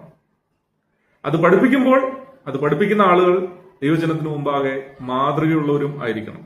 അത് പഠിപ്പിക്കുന്ന വ്യക്തിയെ നോക്കി അദ്ദേഹത്തിന്റെ വായിൽ നിന്ന് ശ്രവിക്കുമ്പോൾ എനിക്കും അദ്ദേഹത്തെ പോലെ ഒരു മാതൃകാ ജീവിതം നയിക്കണം എന്ന് വിശ്വാസിക്ക് തോന്നുമ്പോഴാണ് ആ വിശ്വാസി ആഭരണം കൂടി ഊരി വേർപെട്ട ഉപദേശത്തിനനുസരിച്ചുള്ള, വചനത്തിനനുസരിച്ചുള്ള ഒരു ജീവിതം നയിക്കുവാൻ തയ്യാറാവുന്നത്. പ്രിയപ്പെട്ടവരെ, ഈ നിലയിൽ ഈ വിഷയങ്ങൾ നാം മനസ്സിലാക്കേണ്ടതുണ്ട്. അപ്പോ ഒരു ചോദ്യം ഒരു പക്ഷേ എന്നെ കേൾക്കുന്ന ചിലരുടെയെങ്കിലും ഉള്ളിൽ ഉണ്ടാവാനുള്ള സാധ്യതയുണ്ട്. ഇതൊക്കെ തന്നെയല്ലേ നമ്മുടെ സമൂഹം പഠിപ്പിച്ചു വരുന്നത് എന്ന് ചിലർക്കെങ്കിലും ഉള്ളിൽ ഒരു തോന്നലുണ്ടാവും. ഇതൊക്കെ തന്നെയാണ് പ്രധാന സമൂഹം പഠിപ്പിച്ചുകൊണ്ടിരുന്നത്. എന്നാൽ ചില തൽപരകക്ഷികൾ ഇതിനിടയിൽ കയറി ആഭരണം ധരിച്ചേ തീരൂ, അല്ലെങ്കിൽ ആഭരണവർജനം ആവശ്യമില്ല എന്ന് പഠിപ്പിക്കാൻ തുടങ്ങിയതുകൊണ്ടാണ് എന്നെ പോലെയുള്ള ഉത്തരേന്ത്യയിൽ പ്രവർത്തിക്കുന്ന സഹോദരന്മാർക്ക് ഇങ്ങനെയുള്ള വീഡിയോ ചെയ്ത്, അല്ലെങ്കിൽ തിരുവചനത്തിന്റെ സത്യങ്ങളെ ഈ നിലയിൽ ദൈവജനത്തിന് മുമ്പിലേക്ക് കൊണ്ടുവരേണ്ട സാഹചര്യം ഉണ്ടായത്. നമ്മുടെ സഭകളുടെ മൂപ്പന്മാരും ഉപദേഷ്ടാക്കന്മാരും ശുശ്രൂഷകന്മാരും പക്വതയുള്ളവരാണ്.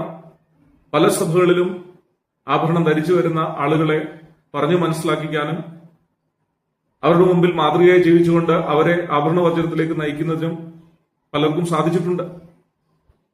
എന്നാൽ ചില തൽപര കക്ഷികൾ അവരുടെ മക്കളോ അവരുടെ സ്വന്തക്കാരോ ആഭരണം ഇടുവാൻ തുടങ്ങുമ്പോൾ, ആഭരണധാരികളായ വ്യക്തികളെ വിവാഹം കഴിക്കുമ്പോൾ പെട്ടെന്ന് മുഴുവൻ ബ്രദറുകാരും ആഭരണം ധരിച്ചേ മതിയാവൂ എന്നുള്ള നിലയിൽ സ്ഥാപിക്കാൻ ശ്രമിക്കുമ്പോൾ അത് അപകടകരമായ ഒരു സാഹചര്യത്തിലേക്കാണ് നമ്മളെ നയിക്കുന്നത്. എന്റെ പ്രിയപ്പെട്ടവരെ, എനിക്ക് എന്റെ ഭാര്യ പ്രസവിച്ച 3 മക്കളും 10-25ഓളം വളർത്തുമക്കളുമുണ്ട്. അവരിൽ ആരൊക്കെ നാളെ ആഭരണം ഇടത്തില്ല എന്നെനിക്കറിയില്ല.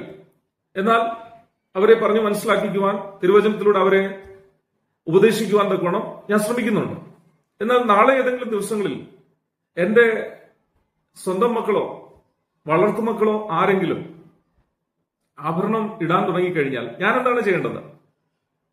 അവരെ സപ്പോർട്ട് ചെയ്യാൻ വേണ്ടി, അവരുടെ തെറ്റിനെ സപ്പോർട്ട് ചെയ്യാൻ വേണ്ടി എന്റെ മുഴുവൻ സഭക്കാരും അല്ലെ ബ്രദറുകാർ മുഴുവനും ആഭരണം ഇടണം എന്ന് പഠിപ്പിക്കുകയാണോ ഞാൻ ചെയ്യേണ്ടത്? അതോ എന്റെ മകനാണെങ്കിലും മകളാണെങ്കിലും അവർ ചെയ്തിരിക്കുന്നത് തെറ്റാണ് എന്ന് പറയുകയാണോ ഞാൻ ചെയ്യേണ്ടത്? ഞാൻ വചനത്തെ സ്നേഹിക്കുന്ന ഒരു വ്യക്തിയാണെങ്കിൽ ഞാൻ പറയേണ്ടത്, എന്റെ മകൻ അങ്ങനെ ഒരു തെറ്റ് ചെയ്തു, അവന് വചനത്തിൽ നിശ്ചയമില്ലാതെ പോയി, അതൊരു തെറ്റാണ് എന്ന് അംഗീകരിക്കുകയും അത് ദൈവജനത്തിന് മുമ്പാകെ സ്വീകരിക്കുകയും ചെയ്യുകയാണ് വേണ്ടത്. അപ്പോ സ്വന്തം മകൻ അല്ലെ മകൾ ചെയ്ത തെറ്റുമൂലം മറ്റുള്ളവർ വഴിതെറ്റിപ്പോകുവാൻ